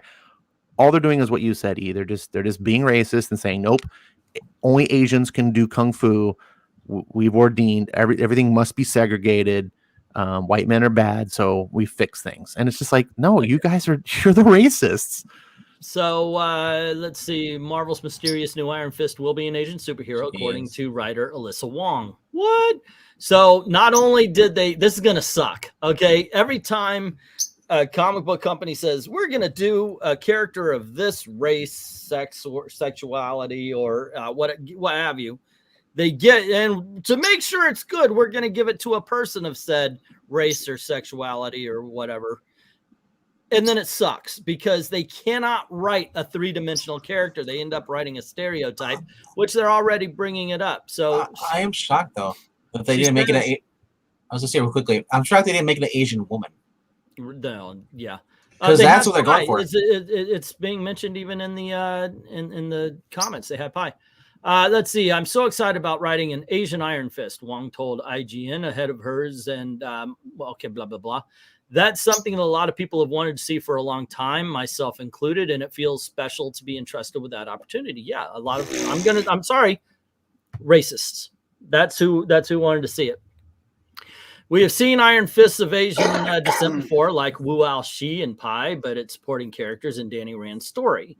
And in the case of past immortal Iron Fists all long dead, having a new Iron Fist take the lead represents a new chapter for the Iron Fist legacy. Not erasing decades of comic history, but building on it. Let's see. Despite her excitement, Wong refused to offer up details on who would be wearing the mask, but she did tease that the character's unorthodox path towards becoming a hero will be an important part of the story. Okay. So is it somebody we already know? Look, I was A-okay with what's her name? Colleen Wing getting the Iron Fist at the end of Did you notice how the one who wanted the fist for himself, he was a racist towards Danny because Danny's white, he's a foreigner. Yeah. Let's see. Earlier this year, longtime Iron Fist transferred the power of Shao Lao, the Undying, into a new host, dropping the mantle in the process. Though he won't be reclaiming the role anytime soon. Read it as, we want to do this, but we understand that it might not go, and we want to be able to get back to Danny. Danny will remain involved in the next Champions opening chapter. I hope that this story will speak to those who have loved Danny for years, as well as folks who have never read an Iron Fist comic but are aching to see a character they can relate to. I do think Danny is in the unique position to mentor the new Iron Fist if he can catch him first. And then they mentioned the Rand controversial history was taken into consideration when crafting his new story. When he first appeared, was it a controversial history? Eric, you've been around and you've read Iron Fist longer than I have. I don't remember a controversy back then. No, it became a controversy the same time everything else did. With the TV show, and people were like, but he's not Asian, and only Asians know martial arts. Yeah, and for anybody that thinks that Danny Rand is ever going to be the Iron Fist again, Tim Drake will be dating girls before that happens. Right. Iron Fist was intended to capitalize on the popularity of kung fu films and embrace the tropes of the genre, even though the characters weren't of Asian descent. Many criticized Rand for being a white savior, or criticism not back then. Only you freaking little snowflakes that, oh my gosh, we have to be racist in the name of equality and, equity. God, they piss me off. Those people piss me off. I don't want to be pissed off right now, but Jesus, Lord in heaven. The fact that they are so goddamn racist while they're calling other people racist is amazing to me. And the problem with Danny Rand isn't that he's not Asian; it's that he's white. And the way everyone needs to be correct on this. If Danny Rand had been black since the 60s or whatever, I forget exactly when he was created, no one would be doing this change. He would be untouchable. But he's white. Of that show, only the white characters get changed. Wanted to see an Asian Iron Fist in the Marvel Cinematic Universe instead. Oh my goodness gracious.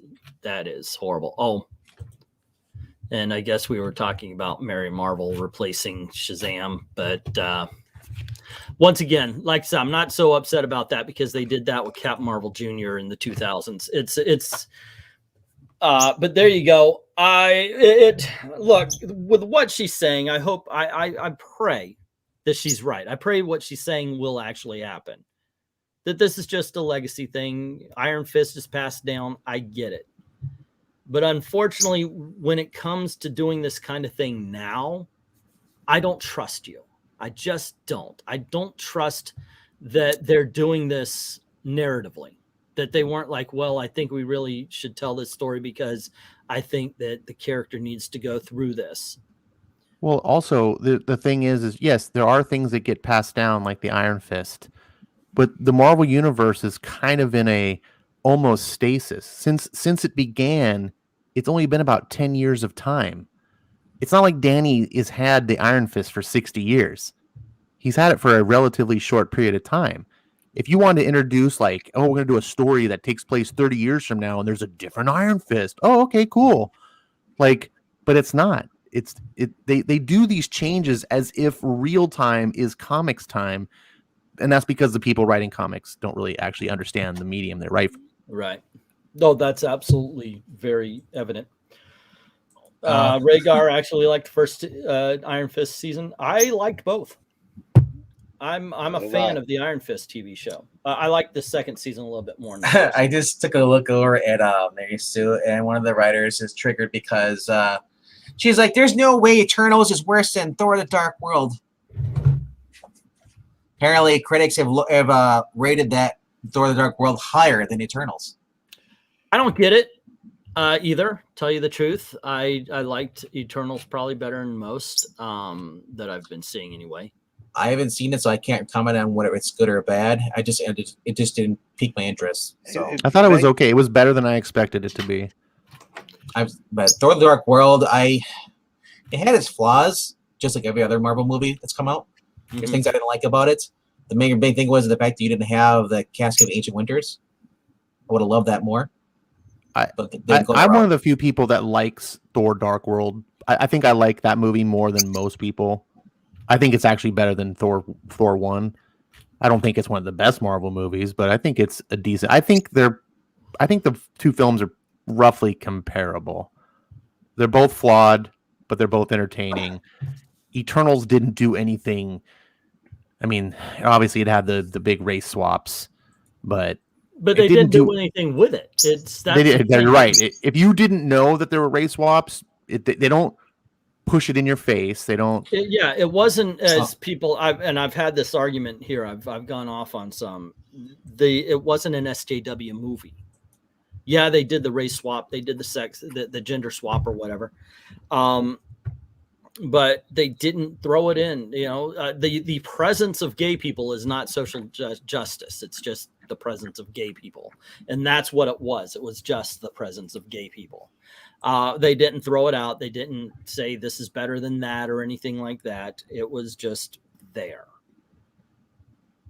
And that's it. Sorry to disappoint, but the black pills are wrong most of the time anyway, as far as that kind of stuff is concerned. If it were that, trust me, I would be saying something, and I know Ash would say something.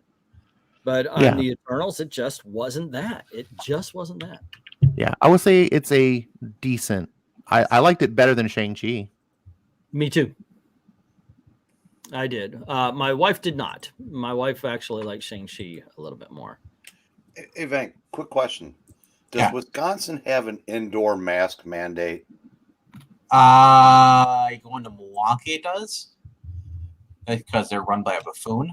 That's because I'm watching a Wisconsin game, and even the cheerleaders have masks on. I think... Is it a football game or a college? What is it? College basketball. Probably for the college universities, for sports arenas, you probably have to wear a mask or show proof that you're vaccinated. I wouldn't be surprised, but I mean, for anything else, like go to the mall, they don't care. They say, please, if you're basically says, do not come in here if you're not vaccinated. But they also says it's funny. If you're in an accident, we still please ask you to wear a mask. So the people that are moving the fastest and expending the most energy and breathing the hardest are the only people that aren't wearing masks. The refs. Yeah, the players. That makes sense. Oh, okay. But, so CDC said that you no longer have to mask up indoors. So Disney kind of got caught on this, and a lot of there's people now sending messages, Disney, don't undo the mask mandate, and other people are like, yeah, guys, we're not going to Disney because I let my pass go. I don't go to Disney now because I don't want to put on the freaking mask. I swear to gosh, I will never again mask up or lock down. It will not happen. It will not happen. And that's why I have not I won't go. Just won't happen. Yeah, the masks have become more of a symbol of an ideology than an actual practice that is doing anything. Wearing the masks is basically giving your son, like, it's no, to me it's the same as when certain people in Germany wore certain armbands to signify their allegiance. It's a way to literally be a walking virtue signal. Yeah. My daughter wears a mask every time she leaves the house. She's very much on the left. And so we don't play politics in the car or anything like that. Now, because I understand it. I lived with my parents, and my parents were far left, and they would actually play their MSNBC shit on the car radio and all that kind of stuff. Let me ask you a quick question. You said that your daughter disagreed with the tribe and was savaged for it. Mm-hmm. So did she work extra hard to get back in their good graces? I don't know if she cares, in all honesty, that she isn't in their good graces. I hope that what some of the stuff that I've told her is to be herself. I told her to be herself against my line of politics. Just by accepting that, she would be just a little bit accepting part of my politics. My politics is being an individual. I don't want her to follow me blindly any more than I want her to follow the left blindly. Although she would be correct more often if she followed me blindly. Well, at least 98% of the time, right? Yeah. I would just, I want her to be herself. And I have a feeling she still believes a lot of it, but she also sees the bullshit. She doesn't. Now, one thing, we had an argument recently because apparently at one point in time, I said that the SJWs and the people who are saying this are the real racists of the world, and she's one of them. So she got mad that I was calling her the real racist. I said, I didn't mean to call you racist. It said, think about what you're saying when you say it, because they don't.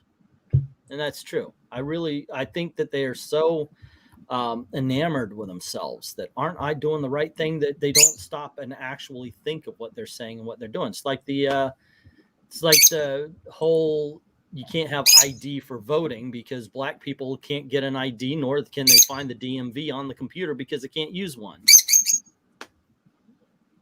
Yeah, that's racist. If and Democrats believe that they're absolutely looking out for the black guy. I'm sorry, but you know what? The black guy can look out for himself. Thank you very much. All right. Let's see. We still have it here. Mask required indoors. It's ridiculous. Freaking ridiculous. So apparently Marvel Studios says they're not gonna we'll be recasting the with the T'Challa Black Panther for the movie. They're gonna keep the same actor. So I don't know how that's gonna work. No. They're going to have M'Baka play Black Panther now. It was gonna be the girl, the sister, like it was in the comics, but she pissed him off by actually questioning the left, and you can't question the left. So she can't be Black Panther. So now I got to ask Almighty Jack, are you still there? What are people doing with all those first appearances of what's her name? Shuri as Black Panther. Are they still all excited about it? Or are they like, oh man, I spent $300 on this for nothing? Yes, you did. Yeah, the CBR article didn't mention they're changing him somebody else. It is said that they weren't going to have anybody take on Black Panther role. So I don't know. This is the Marvel VP, Nate Moore. Robert's saying race swapping will be condemned soon, mainly for its Americanism. Races stopped containing any significant cultural differences. Instead, every race acts like they grew up in 1990 Cincinnati. Nobody cares. I've never met anybody off of Twitter who cares. Seriously, do you know what we care about? I know in my neighborhood, we care that the rent is due on the 1st. That's what we care about. We don't give a... And yes, this right now, you want to talk about a diverse neighborhood, you got us, and then my black next door neighbors, my Mexican next door neighbor, my Asian next door neighbor. I actually mistaken 2 doors down, we have another Asian family that we were told that, hey, there's this Asian guy who comes around. He asks if you want your lawn mowed. He makes a few extra bucks that way. You should get him because he's really good and he'll do a good job because he likes to help make sure the neighborhood is looking good. Okay, I hate doing lawn work. We need it done. Sure, fine. So we're walking out, and 2 doors down, guy is mowing his lawn, and Gail goes, "Oh, you should talk to him about mowing the lawn." I said, "I don't know if this is the guy." They said he's an Asian guy who goes, talk to him. Wasn't him. Oops. Was it Tim? Like, was it Tim Lim? It was Tim Lim. Yeah. Well, oh man. Yeah. It's. Oh my goodness. Talk about a bunder. I know, right? This is another thing that it's kind of related to what you were just talking about with the Black Panther thing. And I noticed, who was it said in the chat scrolled up? Oh, yeah. MK talks about how I'm curious how Mahershala Ali will be as Blade. He had Wesley Snipes' blessings. And I'm like, what is it with this whole like sacredness of when a black actor plays a character like, you know, T'Challa or Blade? Like, oh my God, that's like they embody that character. They're the only ones. When a white actor passes away, God rest their soul, you know, like when Dumbledore, the actor play, boom, new actor, move on. It wasn't like, oh, no one can ever be Dumbledore ever again because of, you know, no. But all of a sudden, it's like, oh, the Black Panther died. No, an actor died. I would have to say that it goes to the fact that the Black Panther became a religion for a little bit, didn't it? I know. Yeah. And I think that Chadwick Boseman almost became Christ-like in some people's eyes because in Wakanda Forever, you know, people actually believe Wakanda's a place because of that movie. So I it's think a place in your heart. There is a little something different for that, but you're right. I've heard a lot of people 2 doors down here even, oh, I want Wesley Snipes to come back. But Wesley Snipes is 90 freaking years old. He's not coming back as Blade, and he shouldn't. He's too damn old. But I do also hear a lot of, even with the Batmans and everything like that, you always hear like the one actor giving the blood. Yeah, I hope he does a great job.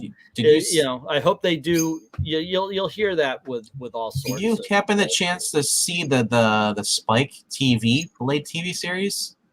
How well that did? No. Just fantastic. I just go check it out. Get back to me after you watch all 10 episodes. It was pretty good. Oh, Rhaegar, by the way. What's that? What was the rapper's name that played him? I don't know. DMX, I think it was. No, what DMX? It was the. I don't know. I think they're all named DMX. So Rhaegar says, I actually can't use a computer. Incidentally, I am dictating my replies to a tiny white guy who is 5'5".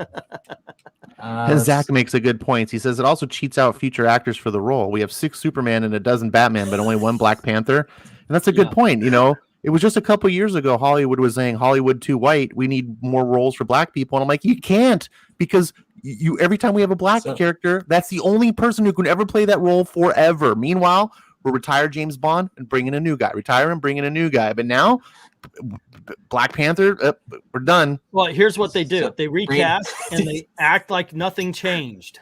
Yeah. Seriously, you don't have to put M'Baku in the role. You don't have to. Making it Shuri would go along with the comics. That's fine. But you don't have to change anything. Just act like nothing's changed. One of my favorite shows of all times is Spartacus. I love that show. And the guy that played the original Spartacus, he died after the first season. He got cancer, and it was sad. But they recast him. And I didn't feel like, oh, my God, how dare you? You know, the next guy wasn't quite as good, but he was fine. And the show went on, and no one got upset like it was some sacred cow was being violated. I stopped watching because he looked too much like the other brother, the other guy, the actor who died, the friend. Yeah, Which you know, is- it's acting. It's just yeah, the way it it's works. just, I didn't like it. So MK I- is saying usually the but- Mexicans mow the lawns. Not racist. I am a Mexican. So Brain, his name is Sticky Fingers. That's okay. I knew some. So I was thinking, so we could be in trouble a little bit down the road if Idris Elba takes over the role of James Bond. Because what happens when he's too old to play it? They can't. Yeah, You can't cast another James Bond. no, they have to end the series. They'll go back to making more Shaft movies. Let's see. It also okay. Oh, you imagine if they replaced Shaft with a white actor?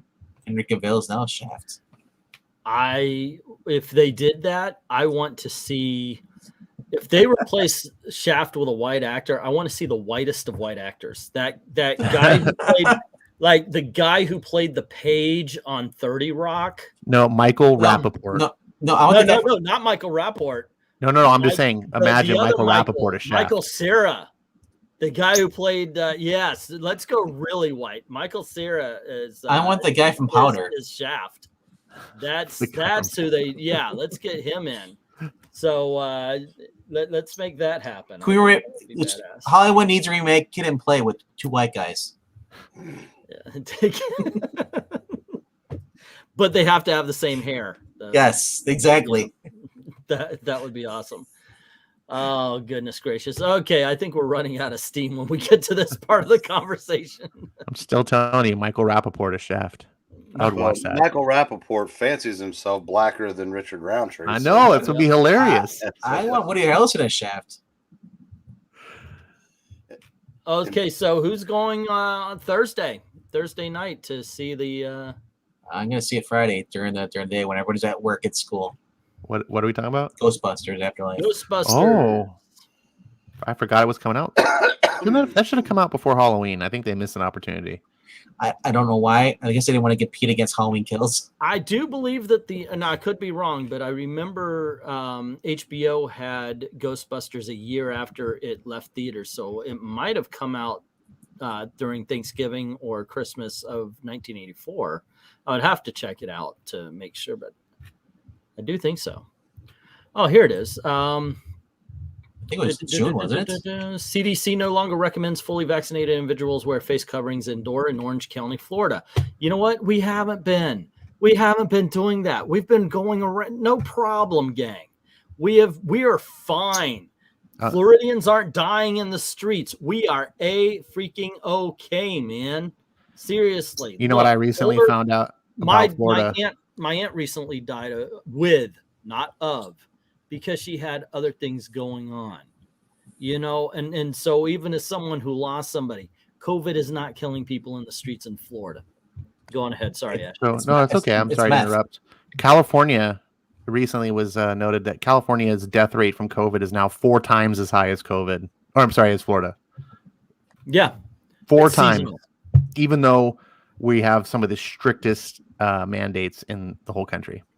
Yeah, it's seasonal, and you know what? I actually believe staying indoors, helps spread it. And California, sorry, not you, but the governor is a jackass. He's A1.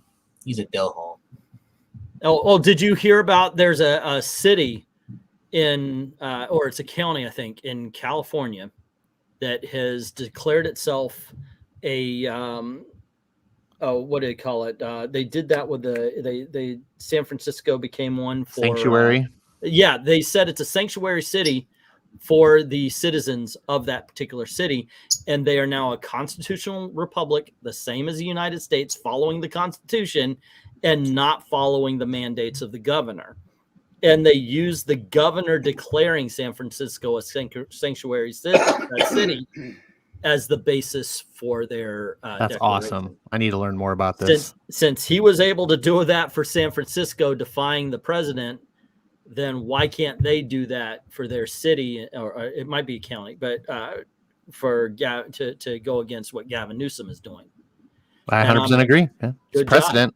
I'd love to see them eat their own precedents. Frankly, I am getting to the point where I'm just wanting to throw my finger up saying, I think we should be doing our own thing. I don't know if I'm one of the divorcees. People are calling for a national divorce right now. I don't think I'm that far yet, but I think considering what the president's trying to do through OSHA, and I know that one court put an injunction on it. I think that business should get together and go, we're not following OSHA anymore. If there is an independent safety inspection, they want to come by, they want to take OSHA's place, who want to actually be non-political, we are willing to go with them. We're willing to go through jump through the same kind of hoops, but we're not talking to OSHA anymore because they've proven themselves to be political. And no matter, then if they do this, then they will do whatever the politicians say. And we can't trust them to be safe anymore. Because if the politicians tell them to go against a company's safety rules, then OSHA will. They've already proven this. OSHA has compromised themselves to the point where you cannot trust them to do their jobs properly. I'm 100% thinking at a certain point, we as people just have to start going, no, I'm sorry. I would like, and I know this is probably going to lose me a subscriber or two. I would like the Army to call out the military who is outside of the Capitol building. I would. I'm sorry, but you need to resign. General Gender Studies needs to go. Because the very moment they chose to follow a politician and not the Constitution, the very moment they turned their guns towards the American people in the name of a politician, they became traitors to the Constitution, to the American people. Mm-hmm.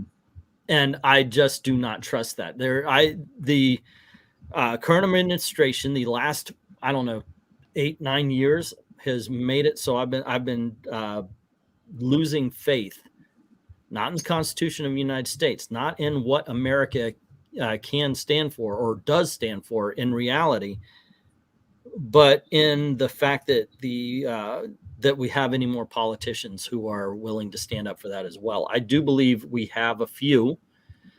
I do believe we had a president who believed in it, and he was called racist and chased out of town for actually trying to invoke change. But what he did wrong was he messed with politicians' money. All right. I'm sorry, guys. Got on my... I'm just going to say the reason that California, they had their mask on is because it helps them breathe through all the fire and smoke, in their cities. Mm-hmm. Every year's a forest fire over there from some hippie smoking a joint. On the one hand, some form of national divorce seems tempting. On the other hand, China and Russia exist. And that's part of it as well, Rhaegar. I agree with you. If there is a split, then you can guarantee that China and Russia are going to back the more leftist part of that. Although absolutely can guarantee, and they will truly become the enemies of America, if not actual a state of China and or Russia, if not directly, then by proxy. Those forest fires actually might be deliberate too, just to get new real estate. Think about it, Let's see. Halloween Kills was better than Resurrection easily. H2O was solid. H2O and Resurrection were from another timeline. I actually like H2O as far as the Halloween movies. Halloween Kills. We never did do our review of Halloween Kills RDV. I didn't anyway. It killed my mood. There's your let view. Me see. Okay, here a quick version of my review for Halloween Kills is that we finally got the Michael Myers we needed. He was a great Michael Myers. I loved how brutal everything was. Everything that surrounded Michael Myers was shit. That's my brief review of Halloween Kills. The story, the acting, the actors, everything. Crap. The kill cams, the firefighters getting killed from their point of view. It's just like... That was actually kind of cool. That was different. That felt like a video game. Although, I'm sorry, even Michael Myers isn't standing up against a fire hose. But they didn't have the fire. No wonder the house was burning down. They didn't have the fire hose on full blast. Oh. But Michael Myers would just have been blown right. But as soon as he turned the fire hose on him, yeah, you're back in that house, dude. But don't worry, though. The scariest movie is going to be Hocus Pocus #2 with Brett Midler. But then again, if he'd had it on full blast, only one firefighter holding that hose, he would be flipping around. Yeah. Right. Evil dies tonight. Evil dies tonight. Evil dies tonight. Evil dies tonight. Hold on, I'm quoting the entire movie of Halloween Kills. Evil dies tonight. Evil dies tonight. Evil England dies teens tonight. memorize the script. That's it. Yeah. They did fail to put a sponsorship for the knives that he uses to kill the old guy in the very beginning. He uses like 9 different knives to find the right one. There should have been like a placement ad for like, buy these sterling sharp knives. It's like, because that was the thing too. The senseless killing. There was like, well, it's a slasher movie. There's supposed to be senseless killing, and like, okay, then they're saying that he's just going around killing anybody because he's not bright enough. He's stupid. He reacts.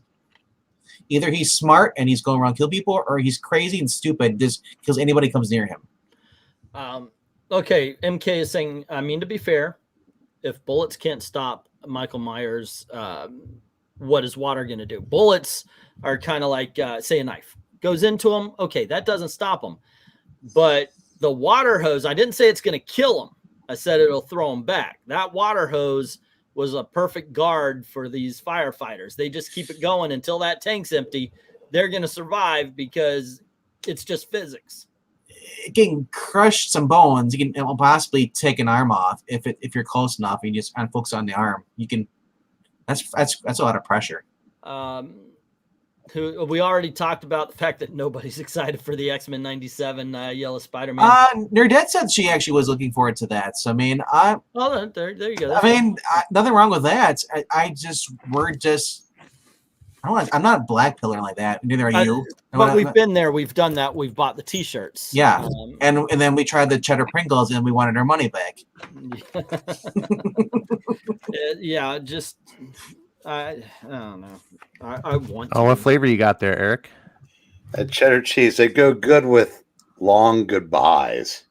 Oh, that's right. About 40 minutes ago, I said it's time to go. All right, gang. Yes, he's right. It's time to go. Gail's going to be home, and you know what? I'm kind of hungry also. Plus, I was looking over, and Twids, he's been out so long, he actually put himself up. Nope. Okay. He went and fed himself. All righty. So you guys have a great time. Thanks for hanging out with us. I know we're way off topic, but I hope you guys enjoyed hanging out with us a little bit. Thanks for super chats. And if I was just kidding. Anyway, also, let's see. I don't think Gail and I are doing anything tomorrow night, so I would like to bring back covering comics. That was a lot of fun. I want to do that again. So by all means, show up if we do a live stream tomorrow. And let's see, Friday is definitely going to be something else. Sergeant Fury, Nick Fury. We're going to be doing Sergeant Fury and his Howling Commandos #1 and Nick Fury, Agent of S.H.I.E.L.D.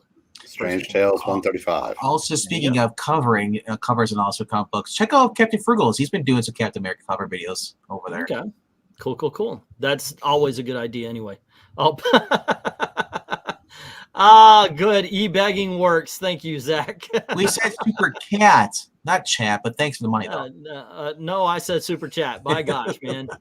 I certainly could use and need it, but I certainly appreciate it, man. Man, that sounds awesome, Ash. Did someone say super chat? But yeah, super cat. Yeah, they are awesome. They're good.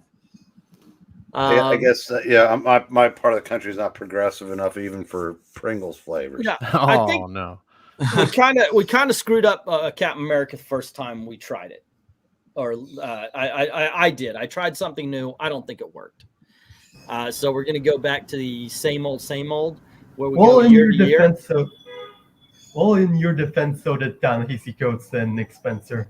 Yeah, but we're going to try something different. I don't know who would we do. What kind of cover would be good for November? Because my first inclination is Captain America, but how about Tom King Batman? No Nuts November. But we're talking about covering comics. We're going to pick out. The best Tom King covers from Batman. Well, he doesn't do he's not the artist. Yeah, So the covers weren't the problem. It was yeah, the it was the writing with us. I want to look at the writing. I want to look at the covers. Yeah. If you're Hey, thinking Tosh, we Gold- talked about how modern comic books and Marvel specifically is creatively bankrupt. That they're using old ideas. That their only idea is race and or gender swapping. We did not talk about the new Blade Runner animated series. No, I haven't seen it yet. It is so great. I wanna It's see good. that. Watch the little movie that's on YouTube. Oh, and by the way, I'm saying it right here. I do want to find some time tomorrow to get together with you, and we can watch the first episode of Jeff Goldblum. Oh, I forgot about. There's so many shows. There's a coming out. new series of Jeff Goldblum. I've got and Hitmonkey. I gotta watch too. There's That's coming out. there's just a lot of good stuff out right now, man. Seriously. Thanksgiving is a time for family. How about for Fantastic? I'm good with that. There you go, Eric. Fantastic Four. You know, if his mic was on, he would say yes, but he's eating Pringles. I'm gonna be gone Thanksgiving. There you So go. okay. All righty. So yeah, no. I mean tomorrow. Oh, okay. Tomorrow. Okay. Yeah, we'll do Fantastic Four tomorrow. All righty, gang. Thanks for hanging out with us. As always, thank you to Eric, RDV, Black Cat for giving us the Under the Bridge sounds. Ash, I don't think we disagreed today. Well, actually, Huh. I'm not gonna say anything. There you go. All righty. So anyway, you kids, close, you don't kids have a blow great it now. And as always, thank you very, very much for watching. And please watch those Sandman videos. Come on. to all the true Have a good night, believers, guys. keep